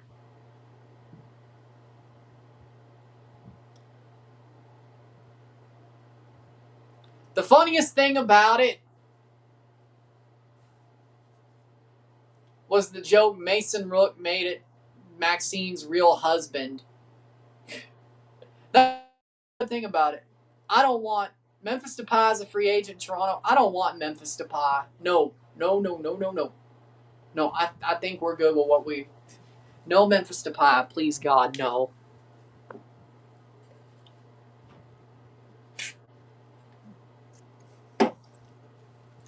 I'd rather have Shallowy. I'd rather have Malik Henry.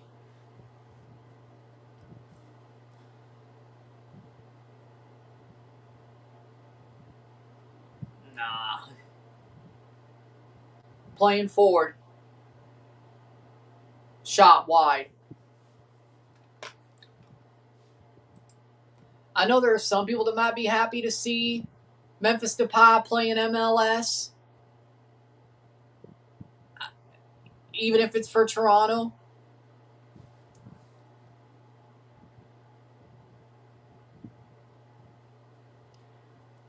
I don't want Memphis Depay in Toronto.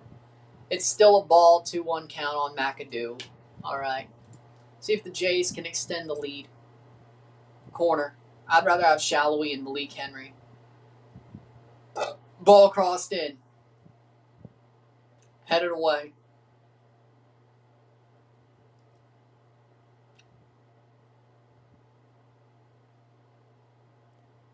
Cleared away.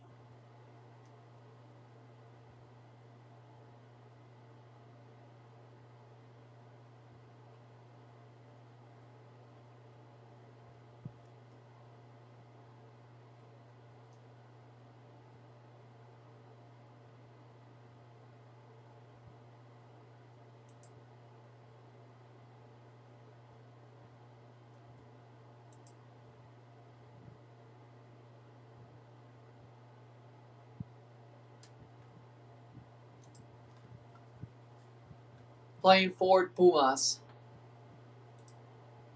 1 out.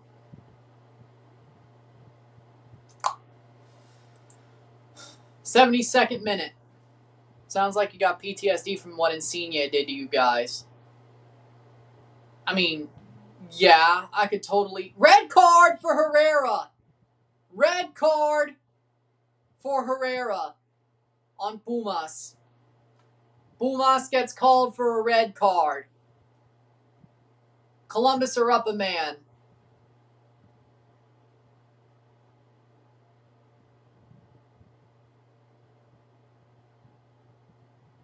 Red card.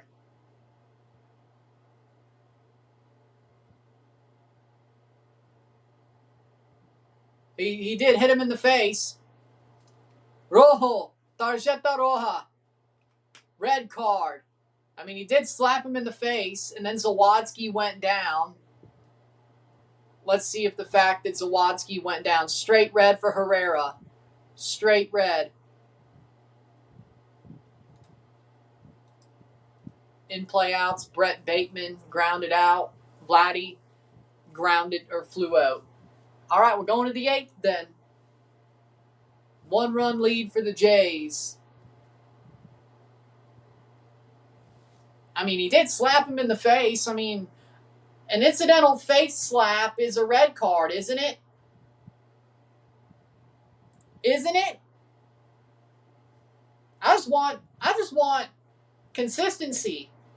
If an incidental face slap is a red card, one that's more obvious is certainly a red card, right? Right? Thought so.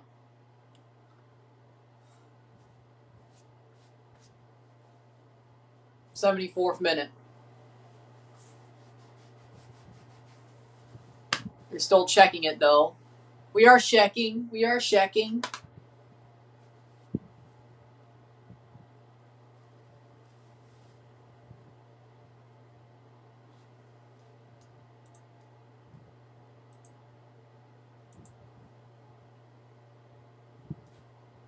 And, well,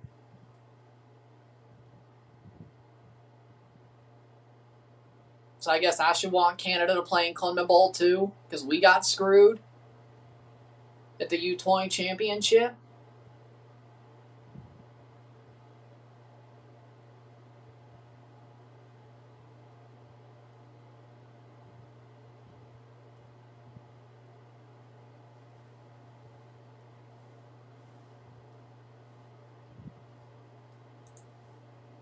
'75th minute. Braden Fisher in for Brendan Little. Well, that's a choice. Get off the pitch.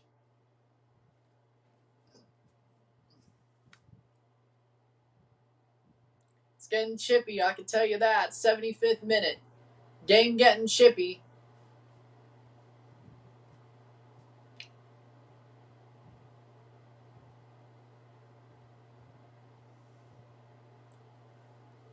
Just get off the field.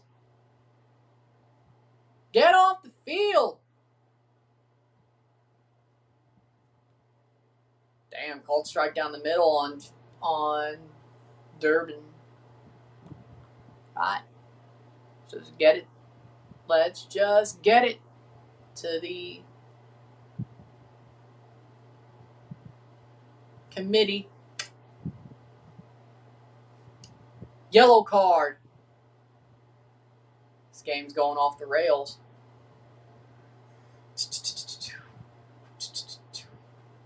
2 strike, 1 ball.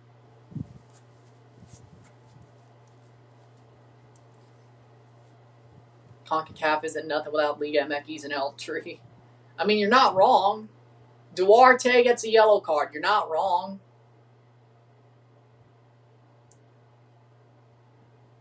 Low ball, 2-2 count.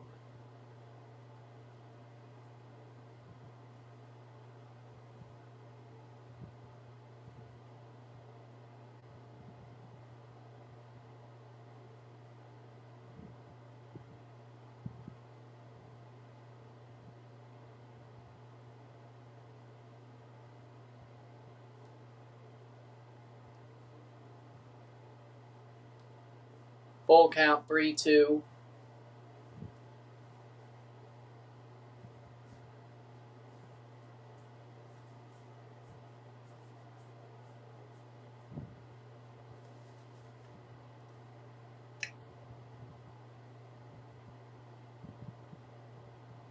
Foul ball. 77th minute. 1-1. See what happens with this upper man, Columbus. Another foul ball. Bad giveaway. So Columbus is up a man. Can they win the game? Would suck for them if they couldn't. Playing through, but that's going to get cleared. I don't exactly know what he was trying to do there, but okay.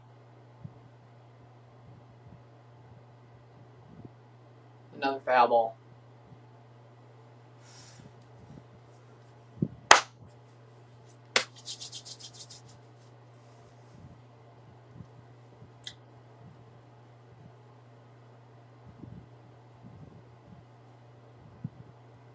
Playing down.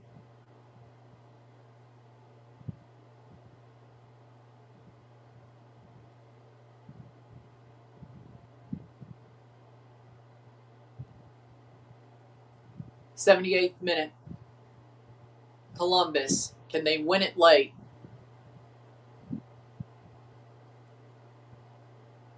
Goes down. Free kick.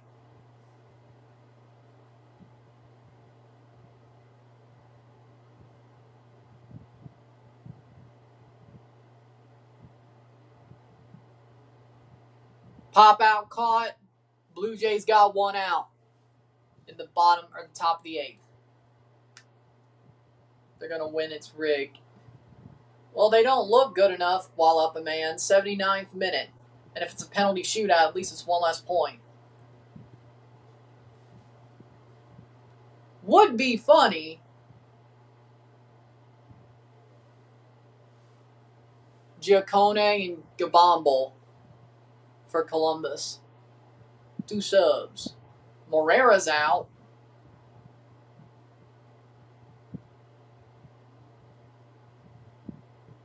Called strike 1, strike on Jarren Duran. Cool.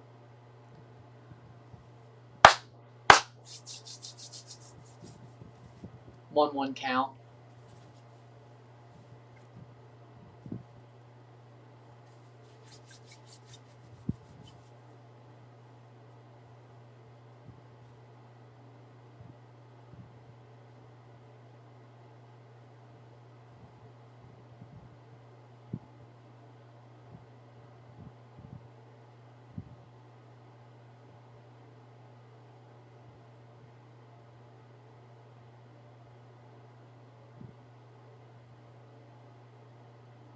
What the hell's going on now?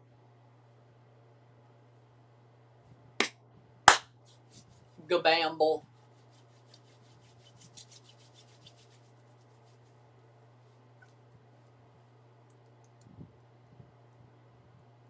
Morera and Gomes off for Giacone and Gabamble. 1-1 score. 1-1. He walked Jarren Duran. Damn it.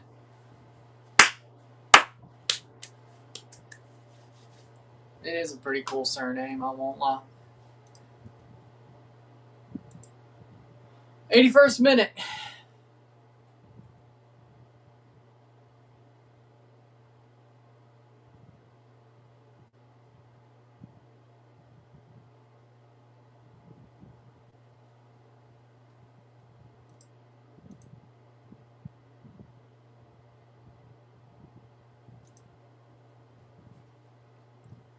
Playing forward.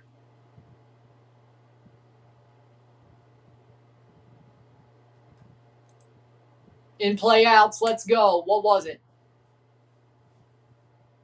Fly ball. Tags back. Memote coming on for Pumas. 1 on and 2 out for Fisher. Get out of it.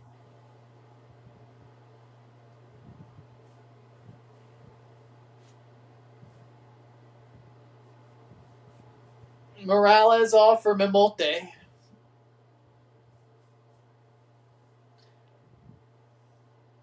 Cleared away. If Columbus don't win this in 90 minutes, I'm going to be real. They screwed up.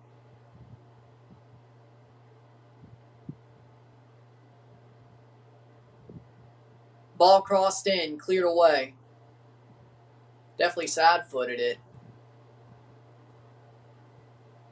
Top of the box, Chambost. Spins around. Top of the box, in through. Farsi has a shot and shanks it over the bar. Jesus.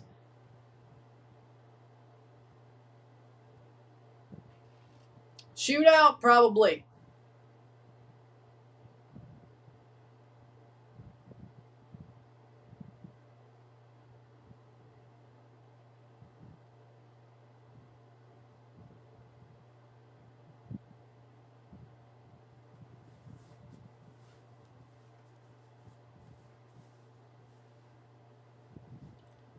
Why is there so many empty seats? I have no idea. The tickets are probably expensive, yes, but Columbus is a good fan base. I guess even they see the Leagues Cup as a joke. And by the way, Pumas are already eliminated with 0 points. So maybe Pumas fans didn't want to travel for a game. They're playing for pride. The bulk of them, at least.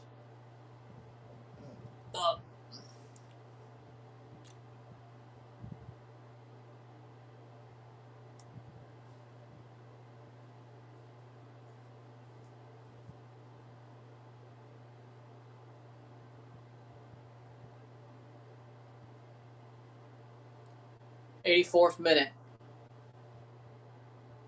People waiting for UEFA to start up. Good.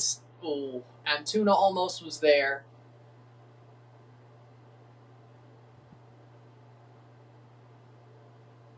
Strike him out. Throw him out. Well, it doesn't matter anyway. Did he strike out the batter or did he throw out the runner? Ball. Yep, guy got thrown out at second then. Caught stealing is Jarren Duran. And the Blue Jays will go to the 9th with a lead. And they're walking off, so I guess it was obvious.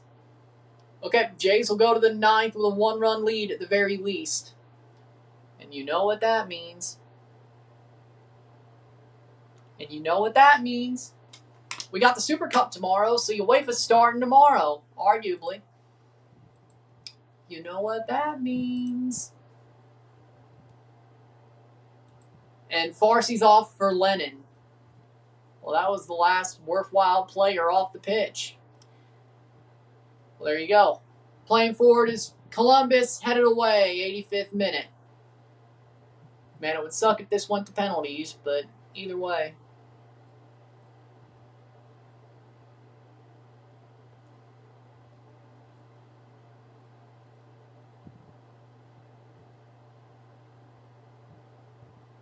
Corner, header.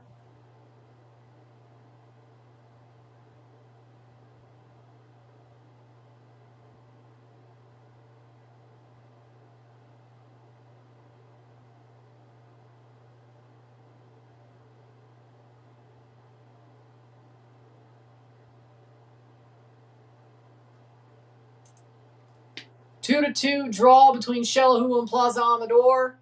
1-1 between Columbus and Pumas. 1-0 between Cincinnati and Atlas. 1-0 to Atlante. And Charlotte Pachuca is still a draw as we speak. Columbus trying to win this before a shootout. Lennon.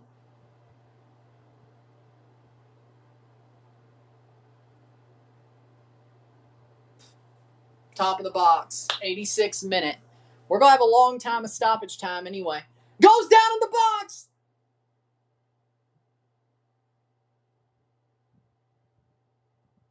Corner?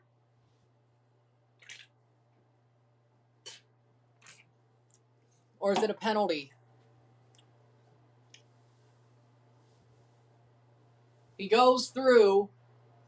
I mean, he did catch him, but he got the ball. Duarte did get the ball.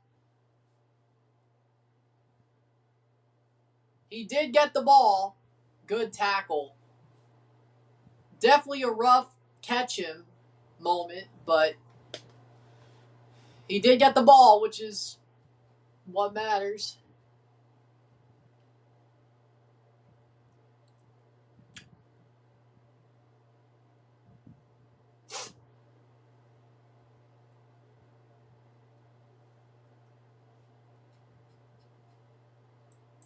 Well, the Blue Jays are at least going to have a one-run lead going into the ninth. That's all Varlin needs. Substitution. All Louis Varlin needs is a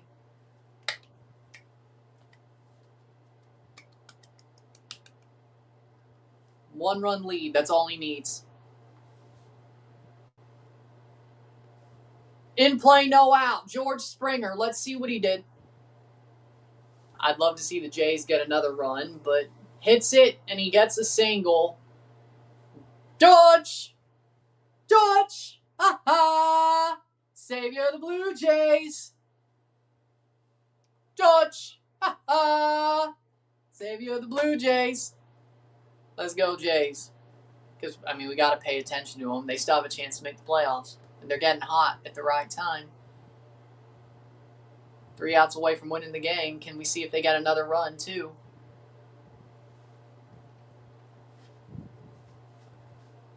Two games against one of the hottest teams in the MLB coming into this series. At least a series split. I can't say with the way this year's gone. Player down hurt. 2 strikes on Alejandro Kirk.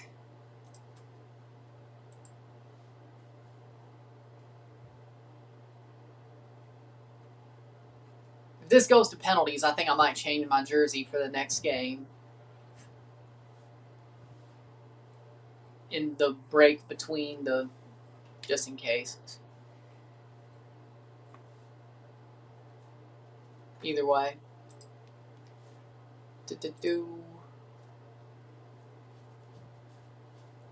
Player being pulled off. Oh. That does not look good. 90th minute. This game is a disaster at this point. Force out. Springer out at second. Alejandro Kirk to first. So. 1 out, 1 on. Don't forget your sub board. 90th minute. We'll do the Vancouver game after this and hopefully cover it. Cross in, header. Nobody there. 90th minute. How much stoppage time are we going to get? Like 15 minutes probably. Probably like 15 minutes. To be honest. Antuna and Angulo for Medina and Azawahe. We're into the 90th minute. Let's see how much we get. This game has been such a disaster that we have 9 minutes. Well, that's less than I thought. That's less than I thought. Playing forward.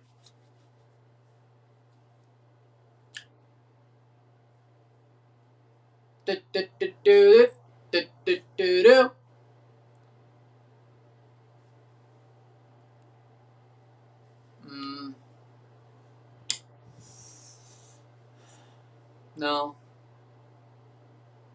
Maybe a club prospect, but I wouldn't say. I don't think he'll make it national-wise.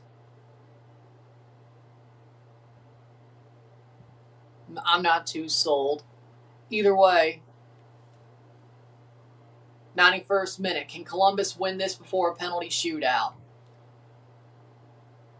Save. This might be the first penalty shootout I've watched all tournament on stream. This might be. We might be getting there. That's why you don't switch out your whole team, Laurent. I know you trust some of these younger guys. You coached them when they were at Crew 2. But, it is kind of depressing how free kick for Pumas. It's kind of depressing how unclinical Columbus have been up a man. In play outs, let's see. Fly out. Well, at least it wasn't a damn too close anyway. 1 on, 2 out. Does Columbus Crew have a chance to go to the next round? I mean, if they win the penalty shootout, 8 points should be enough. I'm sure there are going to be some teams that blow it anyway. If they draw and then lose the shootout, they might be more in trouble. They don't automatically qualify yet. Hell, even if some teams with 9 points might not qualify. But I'm sure some of the teams behind them will screw up. That 7 points probably would be enough, but if they win the shootout, 8 points would definitely be enough. I'm sure of that. Austin versus America, that's going to be a tough one to convert into 9 points. Same with Chicago and Cruz Azul. Same with Dallas and Toluca. LAFC could get 8 with a win. RSL can only get 7 with a full win. So basically, as long as Charlotte doesn't win, well, basically 8 points would probably do it for the Crew, yeah. Still not confirmed, but 9 points would confirm them. Very likely so, confirm them to the next round. But even then, there might be some. If all the teams on 6 points get 9 points, then it might not. But I would say a win would do it. A penalty shootout win still would probably do it. A penalty shootout loss, but with a 1 point, might be a trouble. That might be trouble. That might be trouble.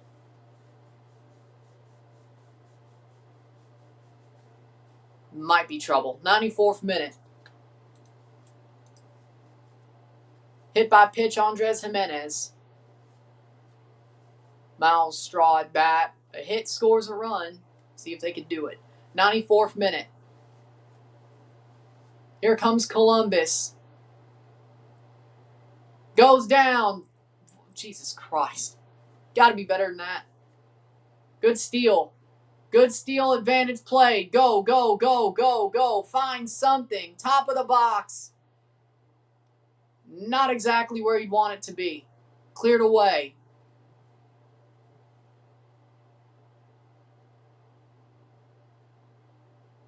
In through. Lennon. Lennon with a cross. Headed away. Shot blocked away. Over the bar. Oh. Free kick or goal kick for Pumas.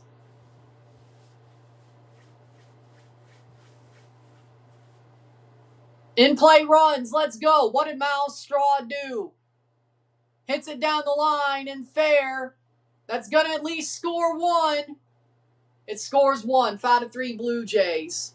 Miles Straw with a double. Does Aston Villa have a shot tomorrow? I mean, yeah, Tottenham almost beat PSG last year in the Super Cup. And some of PSG's best players went to the World Cup third place game. I mean, they may not play. And if they do, not for long. Yeah, Aston Villa's got a shot. I mean, they sold Morgan Rogers, so that's not a problem. Still have John McGinn. You'll have to probably play Marco Bizzo, but they trust him. So, well, if Lucas gets a hit, that definitely clears the bases. So that'll be good. Pumas. So I think Aston Villa's got a shot. Because it still hasn't been 4 weeks since the World Cup final. I mean, I guess if they let him have it. I mean, Aston Villa's got a shot. I think most of their players they trust would be back for this game, besides for Emi Martinez. PSG, on the other hand, I mean, Barcola, he's training. He may play a little bit, but he ain't going to play much. Free kick for Pumas, 97th minute. He probably won't play much. Ball.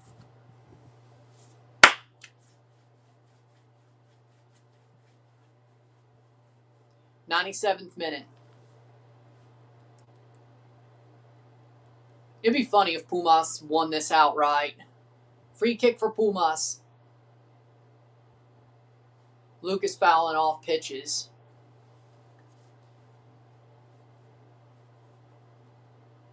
Free kick played over the top. Header on. Header. Header. It's on. Down. Cleared away by Columbus. Still Pumas. Over the top. Brought down.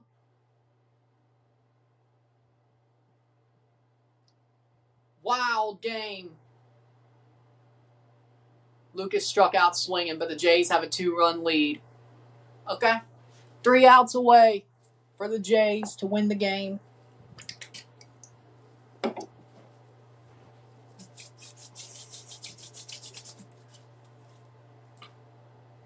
'98th minute, Vitae with a yellow. That would have been crazy if Pumas won right there. Would have definitely helped Portland, possibly. Possibly could have helped Portland. PSG are on the verge of signing Zion Suzuki. Well, let's see if he wins the job over Safanov. I mean, he's got a chance. I believe he could. 99th minute.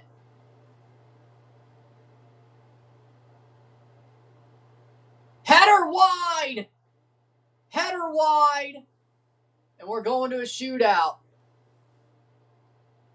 We will take a short break before the shootout starts. And hopefully the game ends before I have to start. It's going to be something, but either way. Goal kick, 99th minute. We're going to the shootout. I mean, I do have some extra time to build up the... And we're going to a shootout. It's full time, 1-1. Columbus Pumas is a shootout.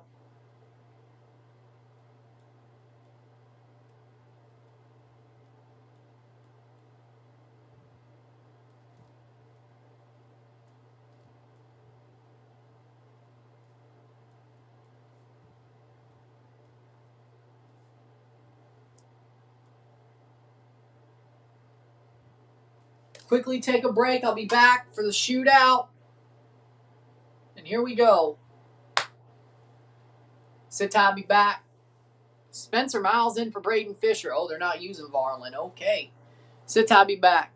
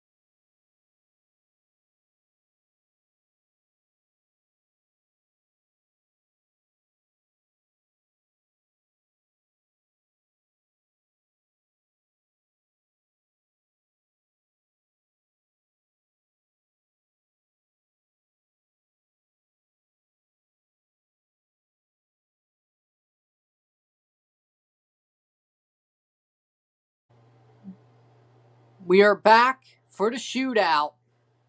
And we will finish this game as it is. We'll move on to the Vancouver match. 1 on, 1 out. Double for Yoshida. Rafaela against Spencer Miles. In play outs. Let's go. 1 out away. Ground ball. First. Got him. Good. Jays are an out away from winning, by the way. Here comes the Pumas shootout. Alvarado's got taped up. Cedon Raffaello grounded out. Man on second, 2 out. Adley Rutschman with a game on the line. Here we go. Can the Blue Jays win?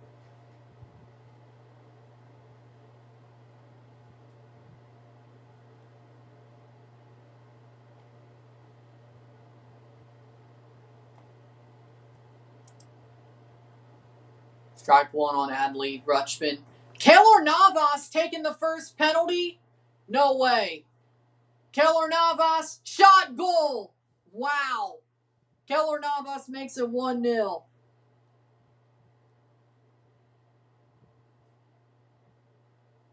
What?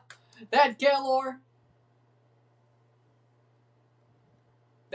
Navas. Wow. Perfect shot. Blue Jays are a strike away from winning. We got Chase Adams. Chase Adams.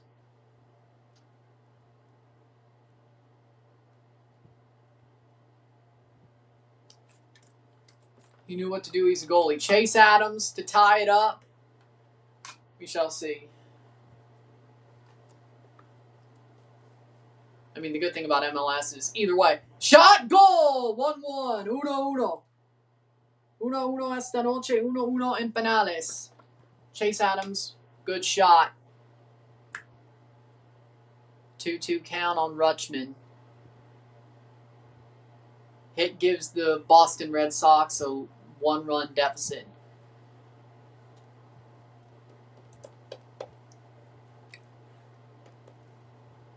One. All right. We got Memote Martinez. Memote to take the second penalty for Pumas. Memote versus Hagen. Shot over the board by Memote. He missed.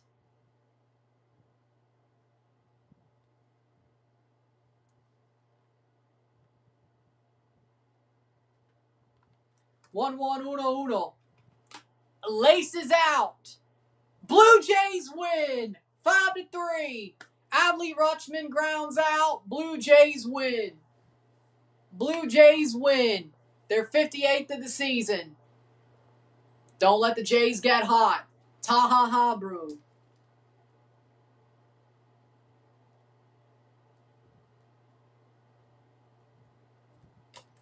Ta-ha-ha, Bruin. With the goal, or with the chance to score. Laces out, Finkel. Laces out. Ta-ha-ha, Bruin. Shot. Saved! And Navas keeps it tied. 1-1. 1-1. Off the post and out. Navas keeps it tied. If you're a goalie, tend the goal. Yes.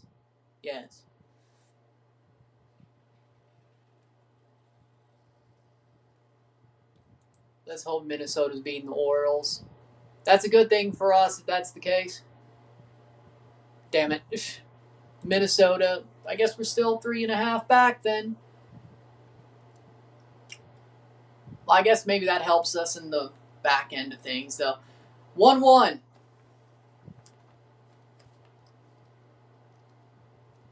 Here's a chance. Here we go. Next penalty. Shots! Oh, through the hands. Stutter step actually worked. It's 1-2. 1-2. That was Pedro Vite. Yep, Pedro Vite.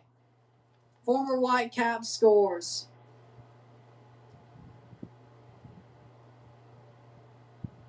One to 2, 1-2. Wow. Rolled slow and he still got away with it. And Hagen went the right way, too. Giaccone. Lautaro Giaccone.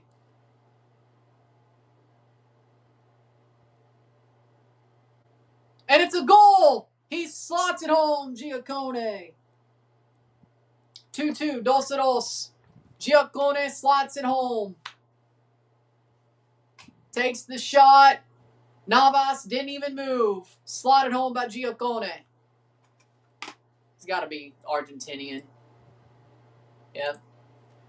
Italian last name, Argentinian first name. Fourth penalty.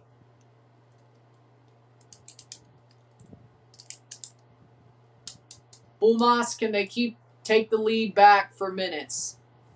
Here's a chance. Shot! Saved by Hagen! The penalty of Lopez is saved! And it's still 2-2. Rodrigo Lopez missed his penalty. Hagen makes the save. 2-2, 2-2. Columbus can take the lead here. What a save by Hagen. Keeps his feet on the line and he gets the save.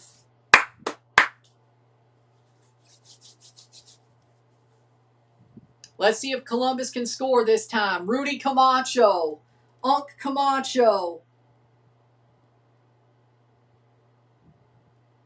Unk Camacho to give Columbus the lead. Possibly. Shot! Goal! Off the post and in! And it's 3-2. 3-2. If Pumas miss, it's over. If Pumas score and Columbus scores, it's over. Somebody has to miss to keep this. Well, a Pumas miss would end it without a Columbus shot.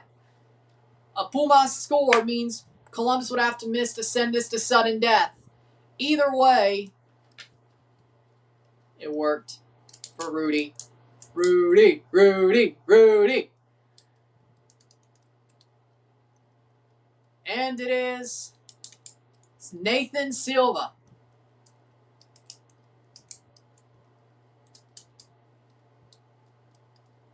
This could be it. Nathan Silva. Shot over the board. It's over.